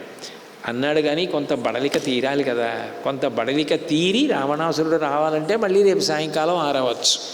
అందుకని రేపు సాయంకాలం 6 గంటలకి ఏమవుతుంది రామరావణులు కలుసుకుంటే అన్న విషయాన్ని పరిశీలిద్దాం. అందులో విశేషం ఏమిటంటే ఇదంతా నేనేదో కూర్పు చేసి తీస్తున్నది కాదు. రేపు గురువారం సప్తమి ప్రయుక్తం. సప్తమి తిథి తనంత తానుగా సూర్యనారాయణమూర్తికి చాలా చాలా పొట్టైనటువంటి తిథి. అందుకే సూర్య నమస్కారాలు అవి చేయించే వాళ్ళు సప్తమి నాడు చేయిస్తూ ఉంటారు. అంత గొప్ప సప్తమి తిథి నాడు అగస్త్య మహర్షి గురువై వచ్చి రామచంద్రమూర్తికి ఆదిత్య హృదయాన్ని ఉపదేశం చేశారు. అదేమిటో విచిత్రంగా గురువారం సప్తమి కలిసాయి. గురువారం సప్తమి కలిసి ఉండగా ఆదిత్య హృదయంతో రేపటి ప్రవచనం ప్రారంభం. అలా ప్రారంభమే ఇప్పుడు అగస్త్య మహర్షి వచ్చి రామచంద్రమూర్తికి ఆదిత్య హృదయాన్ని ఉపదేశం చేస్తారు. అందుకని వేరొక విషయాన్ని ప్రస్తావించకుండా అసలు గురువుగారు మాట్లాడినటువంటి మంత్రం ఏదుందో ఆదిత్య హృదయంతో ప్రారంభం. కాబట్టి రేపు ఆ కార్యక్రమం జరుగుతుంది. తదనంతరం అగస్త్య మహర్షి అంటే ఎంత గొప్పవారో మీరు రామాయణంలో చూశారు. ఆయన ఆదిత్య హృదయం ఉపదేశం చేసిన తర్వాతనే రావణ వధ అయింది. రావణవధ పూర్తయిపోయింది అంటే రామాయణంలో రామచంద్రమూర్తి యొక్క అవతార ప్రయోజనమే పూర్తయినట్టు. అందుకని ప్రత్యేకంగా నివేదన చేసి హారతి ఇచ్చి అందరూ హారతి చూస్తారు రేపు. అంత గొప్ప ఘట్టం. తదనంతరం అగస్త్య మహర్షి స్వరూపంగా ఒక ప్రాజ్ఞుడు, మహానుభావుడు, గొప్ప సంస్కారవంతుడు, సాత్వికుడు అయినటువంటి వారు ఆ 12 సోదరుల్లో పెద్దవారికి మొన్న హనుమగా పూజ చేశారు. రెండవ వారికి అగస్త్య మహర్షిగా రేపు ఋషి సత్కారం ఉంటుంది. ఇంత గొప్ప ఘట్టాలన్నీ కూడా రేపు జరిగే అవకాశం. కాబట్టి దాన్ని సద్వినియోగం చేయవలసిందిగా కోరుతూ ఇప్పుడు కాసేపు రామనామం చెప్పిన తరువాత నేను మంగళం చెప్తాను. తదనంతరం నీరాజనం ఇస్తారు, తీసుకుని బయలుదేరవచ్చు. నాదమే బ్రహ్మాండమంతయు ఆవరించును రామనామము,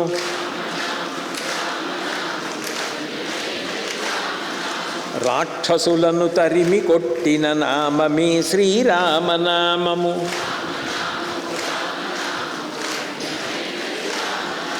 ఎందు చూచిన ఏకమైతా వెలయుచున్నది రామనామము. పరమపదమును చేరుటకు మరి దారి చూపును రామనామము. తల్లి వలె రక్షించు సుజనుల నెల్లకాలము రామనామము. చూపు మానసమొక్కటై మరి చూడవలె శ్రీరామనామము.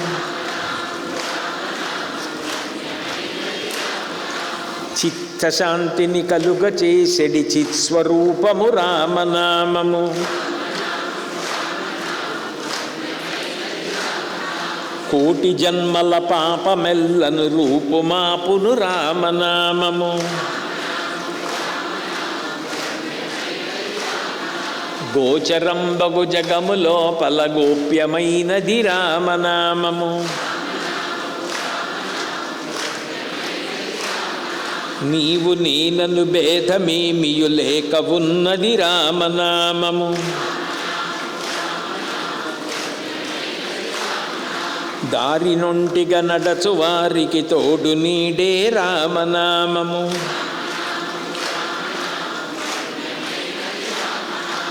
సకల జీవులలోన వెలిగే సాక్షిభూతము రామనామము.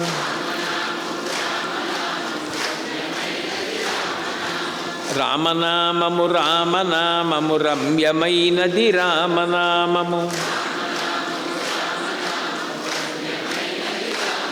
మంగళాశాసనపరైః మదాచార్య పురోగమైః సర్వైశ్చ పూర్వైరాచార్యైః సత్కృతాయాస్తు మంగళం.